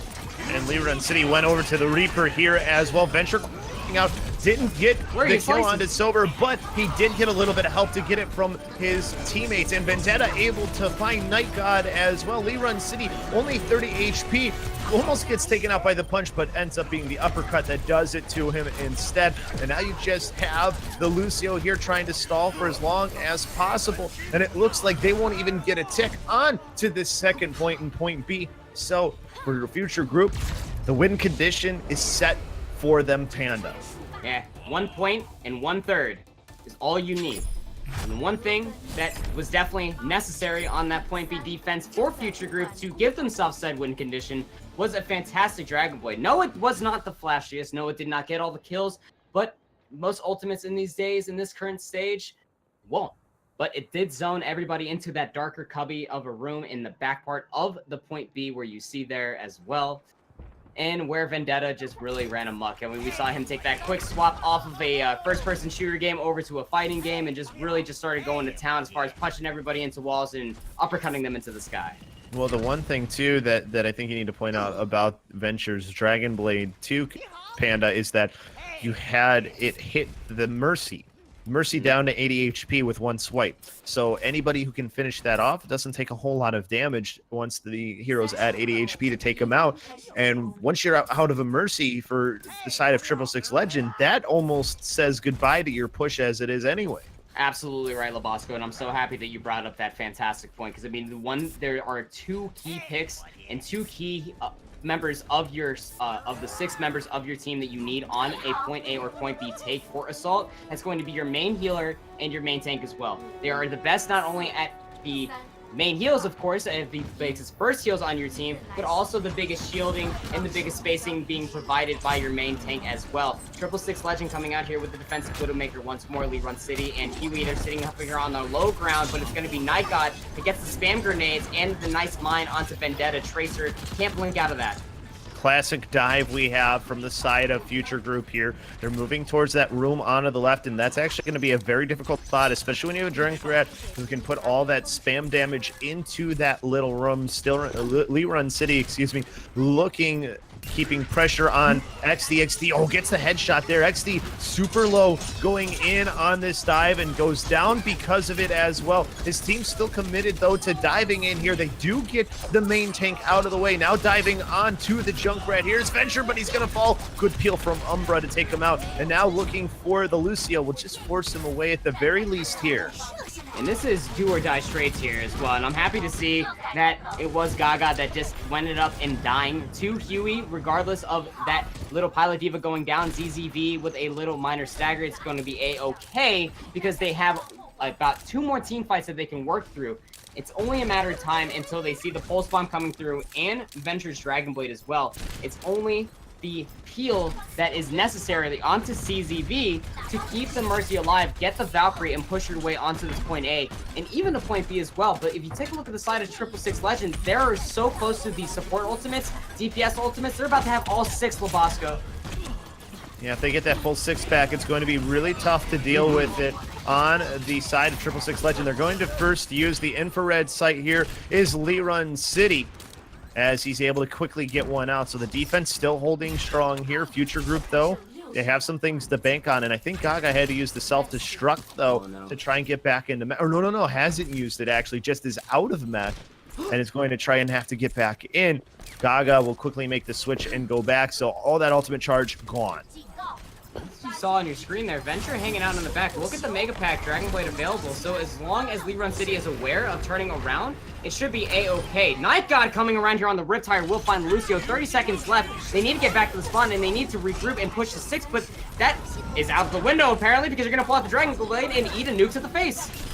And then you have the shot into the air by Lee City to take out Vendetta with grapple to try and look for a pick, and now they're completely sprawled out and around. Future Group in a very tough spot here, and XD gets caught out with 10 seconds left. Oh no, and that is just so huge. 6% to the Primal Rage as well. In Future Group, they're going to go ahead and just try to throw anything they possibly can to get on the point. They will pop the overtime by way of the Doomfist. Vendetta coming in clutch there. Looks like ZZV, though, fell as well. Umbra getting on to some of the other players, and they just have to eliminate this Lucio, and they should seal themselves a win. XD, though, coming back in. Rage to stall here as they in was Venture again, but it's too little too late here. Self-destruct can be thrown onto the point to clear it off, as they are just using everything as that tire takes out the player coming back towards, as they will win this map. Will the side of 666 Legend. You're a Doomfist. You come flying in with a rocket punch and you see a nuclear bomb in your face, and then you end up seeing a Riptire being channeled right in front of you as well. What do you do? I mean, there's absolutely nothing you're going to be able to do. But by the time that you lost your Winston so early into that team fight, you just needed to hang out for a little while longer, wait for the accrued ult charge to come through, get the Primal Rage, and they might have just maybe made a headway onto that point. But they will lose on Anubis, and it's going to be 666 Legend going up in the series. Yep, they're up 2-1 right now. The one thing I wanted to ask you, Panda, before we throw it to a quick break here, did you like the comp that you saw from Future Group at the start there? They went with that sort of classic dive with Mercy Lucio, and it just didn't work. It just didn't work really at all. I mean, it's hard to say what I remember and what I do to enjoy here, especially off of Anubis. But what I did miss from both the attacking teams was the Doomfist. I mean, we saw Vendetta really coming out there again just to proc overtime, but it wasn't enough. I don't understand why we didn't come out here with the Doomfist time and time again to displace the main tanks.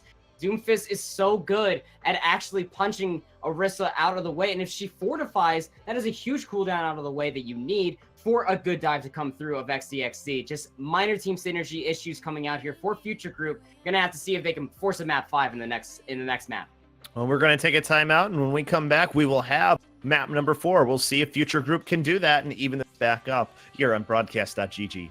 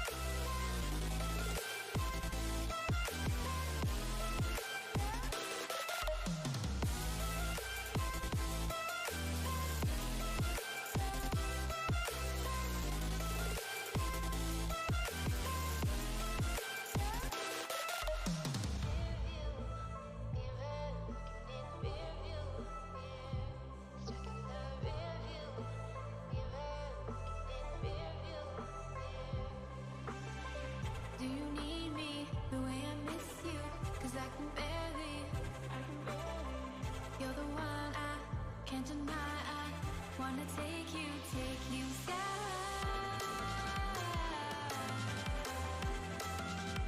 Take you sky.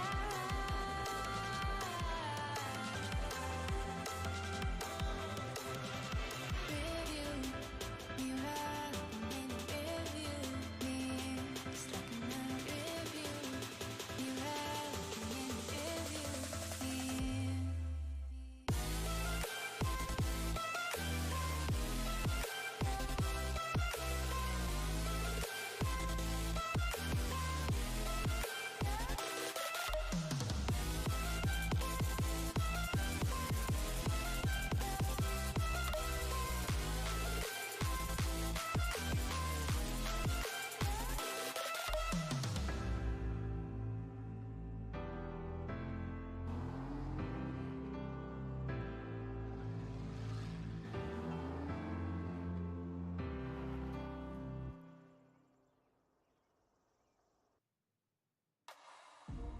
Got your hands on me. Every time we touch, there's a sense of urgency.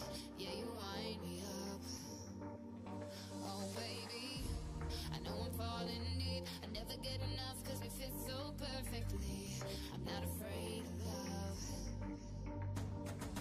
Every night I need you more. Days go longer now without you than before. Just thinking about you gets me high. 'Cause you know how to leave this soul electrified. When you take me down, when you take me down.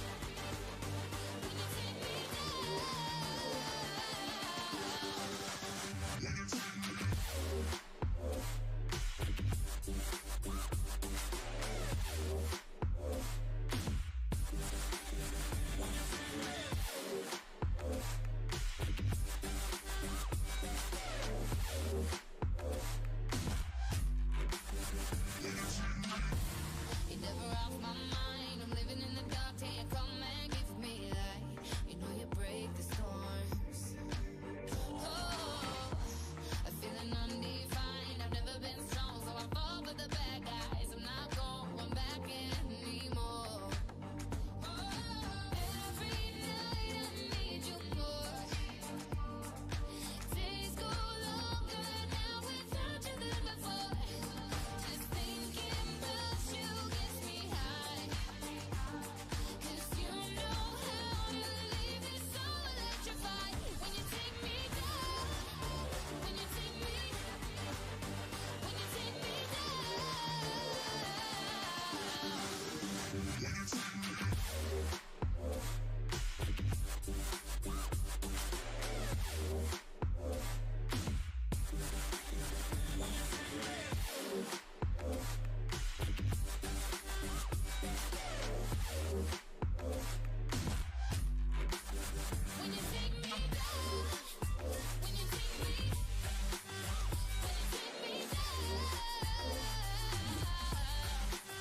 you take me down, when you take me down, when you take me, when you take me down. Every night I need you more. Days going longer now, they're longer than before. Thinking about you gets me high. 'Cause you know how to leave me so electrified. When you take me down, when you take me, when you take me down, when you take me, when you take me down.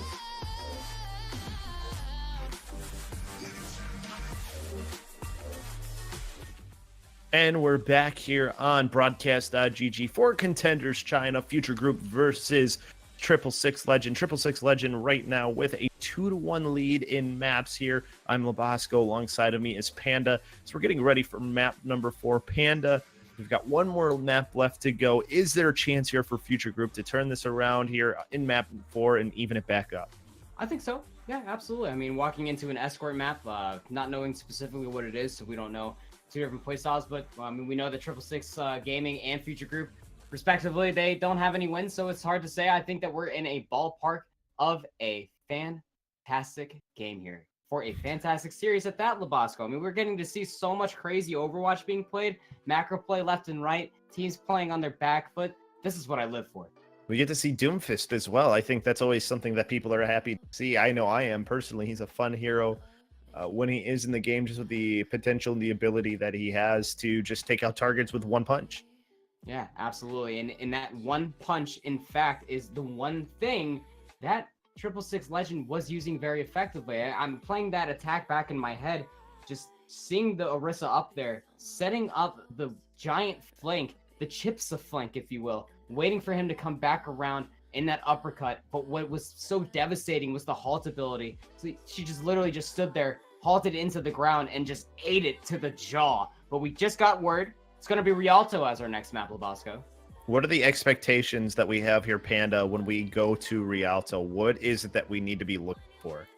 Rialto itself is a very interesting map to me, personally. You know, here at BGG, we actually haven't seen much of Point C, unfortunately. It's still a new map for a lot of teams to be screaming out and to be figuring out. But one thing I can tell you for certain is that it is a fair playground. There's so many buildings to be playing around together. You can almost play it in your head like Point A Dorado. You can get above those buildings. You can play up and around the inner epsilons of the city, as well as when you take the ground game, so many interiors inside and out. You can play long corridors as a Widowmaker, or just burst down tanks inside the smaller, narrow passageways of the streets of Rialto. However, the more important thing is that, again, it is Ferris Playground. A lot of opportunities coming out here for either team of Venture or Night God, should they so choose. The one thing we know here too, Panda, is that we know that we're going to get ourselves a lot of Ryan Zarya play, and both these teams coming out with Ryan Zarya. Yeah, and that's it's going to be pretty difficult, especially for the attacking team if they find themselves a little bit slower, worse for wear. Coming out here on the Zenyatta composition might just leave them a little bit more open to a dunk inside the lakes of Italy. But Night God already coming in the backside, using that rocket as a boost. No mercy to get that healing up. So there's a rocket shy away from death. Will end up picking up Sober, but it gets the tanks across the bridge and eats a rocket to the face.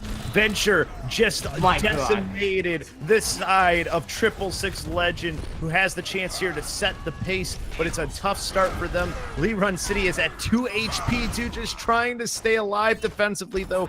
They're in a great spot right now, as they have held on here, getting everybody down that they needed to at least have a good start.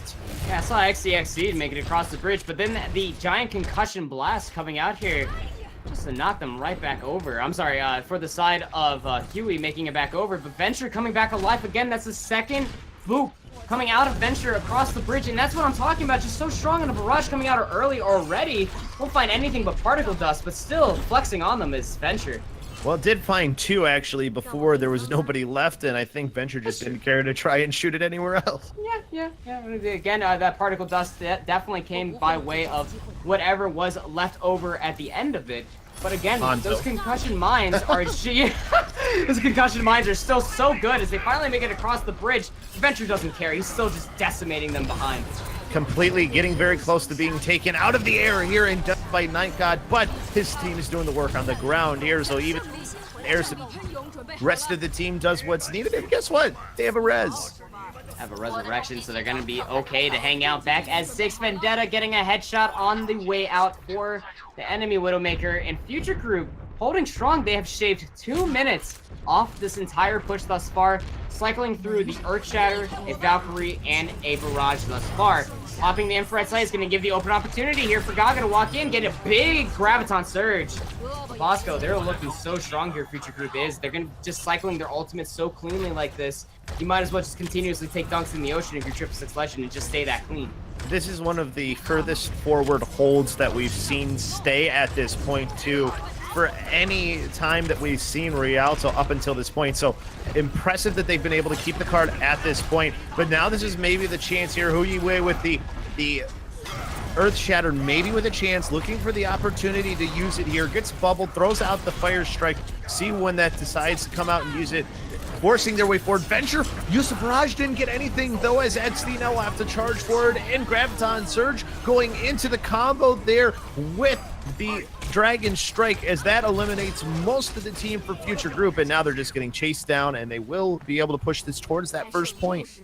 And forces them to play so split and so unwanted. That positioning was just so unwanted, especially for Bao, who had the Transcendence, the one thing that who could have tried to help save some of the damage coming out from the Dragon Strike and Night God, but it was to no avail.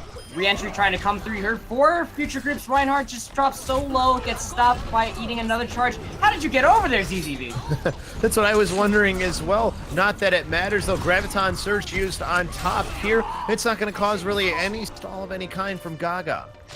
Gaga has been playing out of his mind all up into that final point as well. It was only 2 when Night God got that entry Storm Arrow kill on to Venture amidst that Pharah barrage. Swapped over to Genji, 75% now to the Dragon Blade upon the re-entry, but Night God's already going to be having another Dragon Strike. Desynced a little bit from Umbra's Graviton Surge, but it's going to be a-okay because, again, these narrow passageways of Rialto, there's only so many ways that you could be coming from, and when you have the Sonic Arrow up and it is in a decent spot and you see more than 3, you might as well shove it down lane.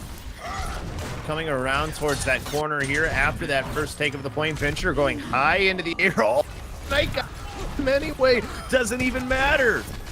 Yeah, it doesn't even matter, not whatsoever. Again, the core strong composition, 666 just pushing that and holding down the W key, but the Dragon Blade's coming out. Venture will find his brother, Hanzo Night God, going down, and Vendetta, the 1v1 to the Widowmaker, being able to make a stapling push here. But Future Group, no footing in the sand thus far, as 666 Legend, their tanks, Zarya, Ryan, Huey, and Umbra just continuously pushing forward, and the Graviton Surge comes down again, Labasco. Dragon Strike coming out again here, eliminates 2 with the help of a few, as they're going to get this second point capped as well, and now just have Venture, who's trying to stall out, but it doesn't matter. They can work their way onto this final point.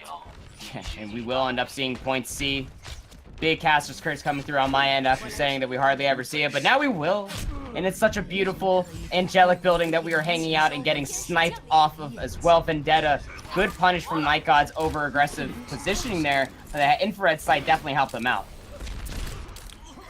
Vendetta looking for the headshot here. It's at least stalling out the other team. And Lerun City able to get the better. His infrared sight was up as well. That allows for his team to press the W key and keep moving forward as they're coming around to that final corner. Yeah, absolutely. And this is where the entire team of 666 Legend plays so well. They have so much burst potential in between the double snipers, and they just need to cycle through their ultimates respectively. The supports, on the other hand, haven't felt the need to do it just until now. Graviton Surge doesn't really get anything there for the side of Future Group. Almost to their Graviton Surge is Umbra, who's about up to 80%. They might not even need it here, as they're about to get this final tick. Nobody able to get back on. 666 Legend finishes this with time. Yeah, just complete and utter space, and just held into the proverbial drawing board and spawn room doors. One of the biggest things that Sober literally didn't even need to use any Valkyrie healing whatsoever outside of that, just popping it for funsies to fly around on this point C building that I'm sure most teams are still getting used to seeing here, Labasco. 2 minutes in the time bank on Rialto, a map where a lot of teams find a hard time holding still on and getting past point A. It looked so good once they finally made through the devastating concussion mines and Pharah rockets that came through from Venture, but it seemed to be, and once Venture ended up getting, I guess, outdogged in the air, and the anti-air came through from Lerun City, was the only moment in time that the entire team from 666 was able to make it all the way to point C. We'll be coming out here with the same mirror composition that we've come to know and love. Future Group, they're hanging around with this core dive composition of Widow, or Winston and Diva. Could you imagine if Widow was a dive tank? Oh my goodness, I'd be scared. But the Winston and the Diva, a little bit more of a, I guess, a comfort pick coming out here for Future Group. They don't want to get stuck inside the same mix-up that was the concussion mine into the lakes of Rialto. Night God will be trying to play that role on 666 Legend and trying to concussion mine anybody that he sees come across that bridge, as he's just doing a nice little bit of a vandalism and dance all at the same time. Yep, spraying that Shanghai Dragon spray all around. 100%. The one thing I wanted to ask you too about Future Group, I mean, what went wrong for them on that first hold? Because it seemed like their comp was perfect for what they were seeing and that they could handle whatever 666 Legend was going to throw at them. It was only until that Venture ended up taking a flank too late into the team fight as well that he was displaced from ZZV. No healing going across for the main tank of XDXD, who was on Reinhardt at the time and could help out Venture on the barrage as well. Pulled a barrage out and ended up killing himself against the D.Va mech from Umbra. The 666 Legend, they're coming out here on the defending side, same style, same core with the Ryan and Zarya. It's worked so well thus far. In Future Group, they're going to have a harder time diving into these targets as they're going to be met by big burst damage and Discord orbs. Well, the one thing we know for Venture is that he has a very good Pharah, can hit rockets into the air. Looks like he landed a little bit there, but the bubble out to help for Night God. That might have saved Night God there from getting very close to being taken out of the sky. Liron City looking for Future Group now, manages to get one shot onto Venture as Future Group having the advantage now, getting that Widow pressure gone and out, having to try and dive onto the rest of these players. It looks like they're going to be able to quickly get through this first point if they can just get rid of this and the Reinhardt who's stalling out near the carts. All right, Venture, I see you. You know, it's normally a Widowmaker that's the counter pick onto the Pharah, but this time it's Venture that lands a direct rocket on to Liron City, and that might as well be a convincing victory and point A capture here for Future Group as well. Vendetta ended up getting the follow-up kill onto Sober as well, so the healing and the ultimate charge for the Valkyrie already displaced. Again, Venture finds Liron City. Ends up getting taken down by Night God, though. Maybe got a little bit too aggressive for himself there. Sure, he does have a short spawn is the one thing that he has for the advantage, but getting back on and being able to keep this at least short of that first point right now is 666 Legend, but they're not getting the eliminations that they need. Umbra quickly going down here, and how they'll finally get it the res of being get back here. So they do end up taking it there, and they've got a big time bank to go through this second point. And this second phase, Panda, we usually see teams have a tough time holding. That was quite the burst of light there. Nobody's light flashing before their eyes. I got a little scared there, I'm not gonna lie. But 666 Legend, you are absolutely right. They have to be kindly afraid of, if they hold this inadvertently, they will end up getting very disrupted and they will get snowballed over just like they did to Future Group. So this is exactly to your point, Labosco, where some teams do find themselves getting full health because it's the same as point A, just a little bit longer of a walk across that long bridge. Not as many opportunities, but you got to work around the Graviton Surges coming through from Umbra. Oh, the Dragon Strike didn't even come through because he got hit by the barrage from Venture. Venture coming up big for his team here. Vendetta as well been on fire. It feels like for their offensive time here, still on fire as well, dealing out the damage and moving that cart forward, and just finds another one there just for good measure. Wasn't a headshot, but still dealing that little bit of extra damage, stealing that kill away from someone else.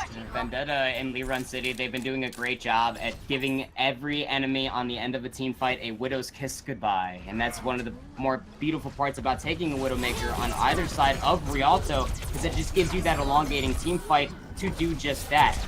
Be a little careful there, Zenyatta. You don't want to be facing a D.Va just like that. But Liron City going back to back with the frags might end up opening the defending point, but they can't get there in time. Oh, they do, in fact. They do get back defensively. Venture right now, though, still has his Mercy with him to try and deal damage out. Gaga's helping him out as well. Now looks like maybe they're going to have to back up. No, he's going actually aggressively back in because of the self-destruct. It did force back pretty far 666 Legend, but now they can get back after the bomb is gone and now re-engage back onto the cart. Future Group, they will be losing abysmal amount of time here, but it's okay because they're still stacking these ultimates. Not gonna have the self-destruct to play around anymore, but they're gonna go ahead and pop around this Ifrit site Labosco, and it's gonna give Venture the open season opportunity to splash down as many rockets as possible. We'll find Sober in the mech as well. Did get taken out of the sky though afterwards, and Night God with Blade finds himself 2 targets, now finds himself Bao Bao G. He ended up using the frag, then went away. He had a chance to take out the Zed. Had the chance to take out the Zenyatta, to take the 1v1 to his master. All Genjis want to do, indeed. I can tell you that for a fact, as Genjis seem to be just ironed on to Zenyatta's face. But Liron City has been coming to life here on this point B defense, Labosco.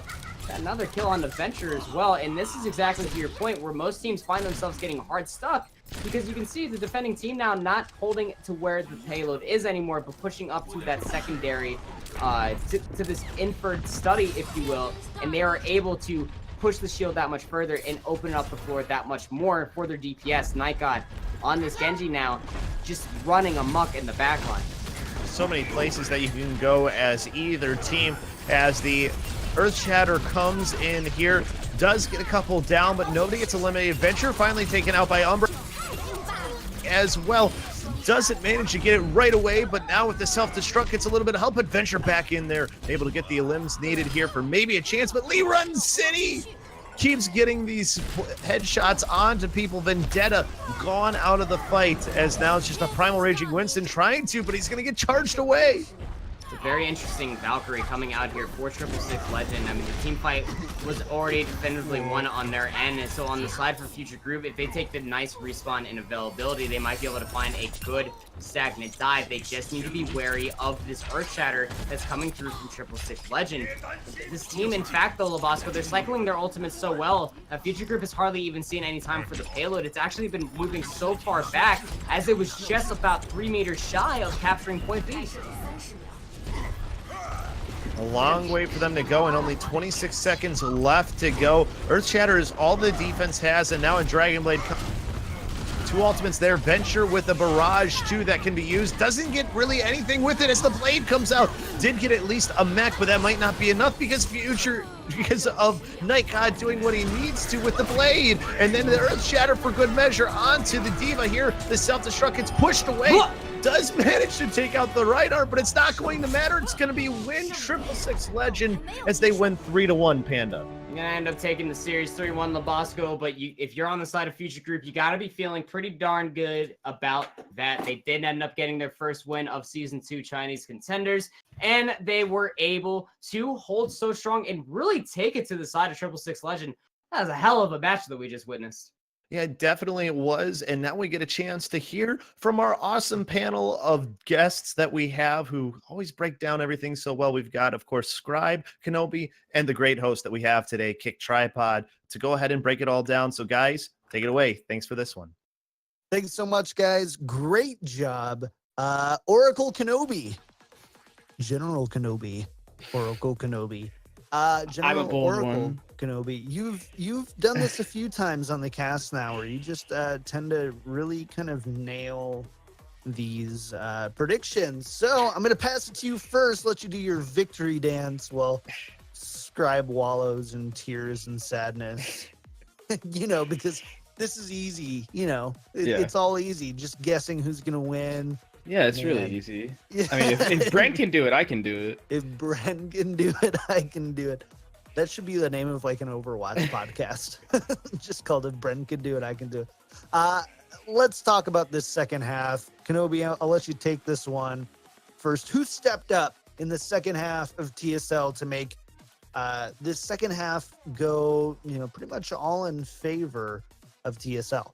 I think we talked about it, at halftime a little bit with Scribe in our analysis, and we said that the tank line for TSL was just pretty much outclassing that of a Future Group there. I mean, Umbra and I think it was Umbra and I believe Hui, yeah, Umbra and Hui.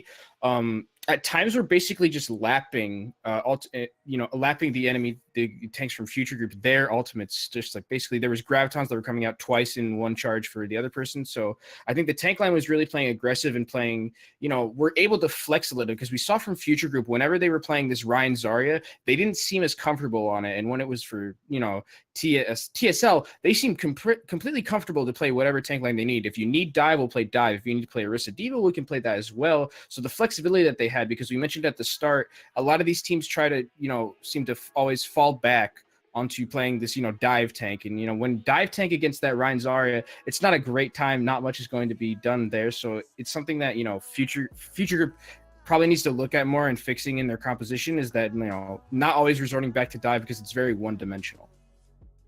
Scribe, what about on the side, in your opinion, on the side of Future Group, where did they, fall short or let go in this second half that really just kind of I don't want to say gave it to TSL, because that's not true. That nobody was given anything, but it definitely I feel like we didn't see Future Group playing at the level that they were in the first half. Yeah, no, of course. And this is just comes down to the pressure, right? Like, I think the changes to the tank diversity from the side of 666 really did make that impact. Like running Orisa, for example, on Temple of Anubis severely negates what Vendetta can do on Widowmaker. And that was kind of very like obvious to see, like with his choices of picks. He was running Tracer more often, was running more Doomfist. And both of these characters, while they are pretty good, they're not characters who really know Vendetta to be exceptionally outstanding on. But and most importantly, Liron City coming alive in the second half was just kind of like the big story of it all. Great picks, great headshots, and like it's just kind of paints a story of like two aggressive Widow styles. But the main part is Liron City.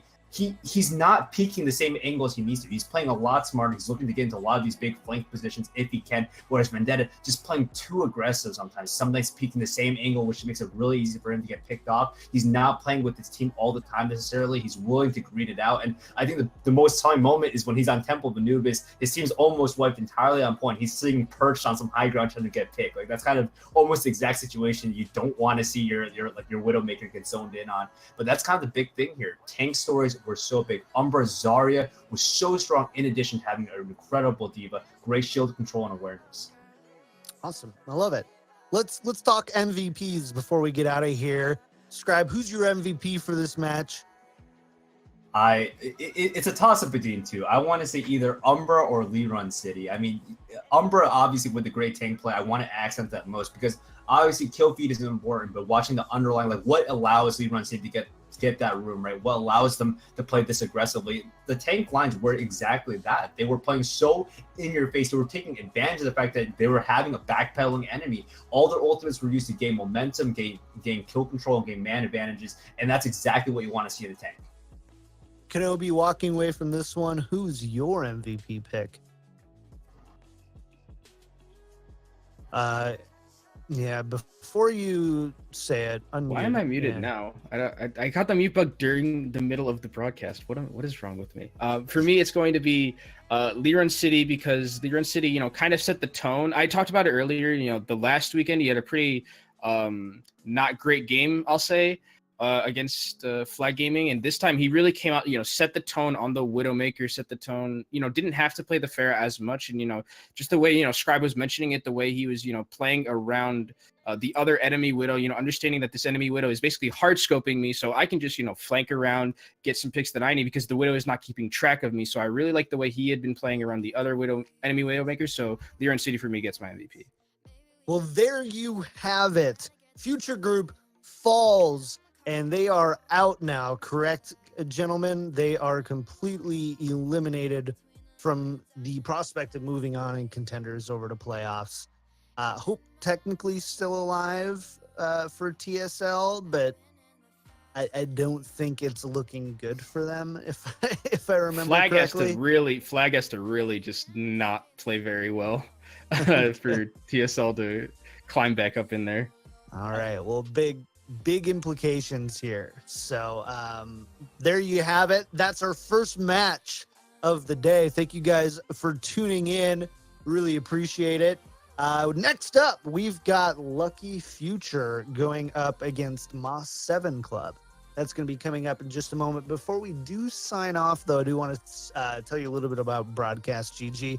Broadcast.gg is a community of broadcasters, producers, casters, analysts, hosts, graphic designers, video editors. If you want to get involved with this type of stuff, down below we've got a Discord link. Get involved in the community and get awesome opportunities like this. You're like, I've always wanted to be a caster and analyst. Well, this is how you start. They've formalized the formula for you, made it easy for you. If you're just a spectator today, make sure to follow up there. Follow us so whenever we go live with some awesome competitive Overwatch action, when we're going live. And also follow us on Twitter at Broadcast.gg. You got to spell that out, DOTGG. Follow us there as well. Scribe Kenobi, thank you so much for being with me on the desk. It was a blast. Kenobi, as always. Scribe, this is a new one, and I loved it. I hope we get more. We are. Next map. Skrinobi. Is that We're back next map. We're back next match, guys. We're back next map. You guys so soon. You guys are back with me? Yeah, we're back. next round. We're going round Let's 2, go. baby. Let's I get to be go. right again. All right. Well, we're going to go back then and be back in just about 5 minutes for this next match between Moss 7 Club and Lucky Future. Thanks so much. Don't go anywhere. We'll be right back.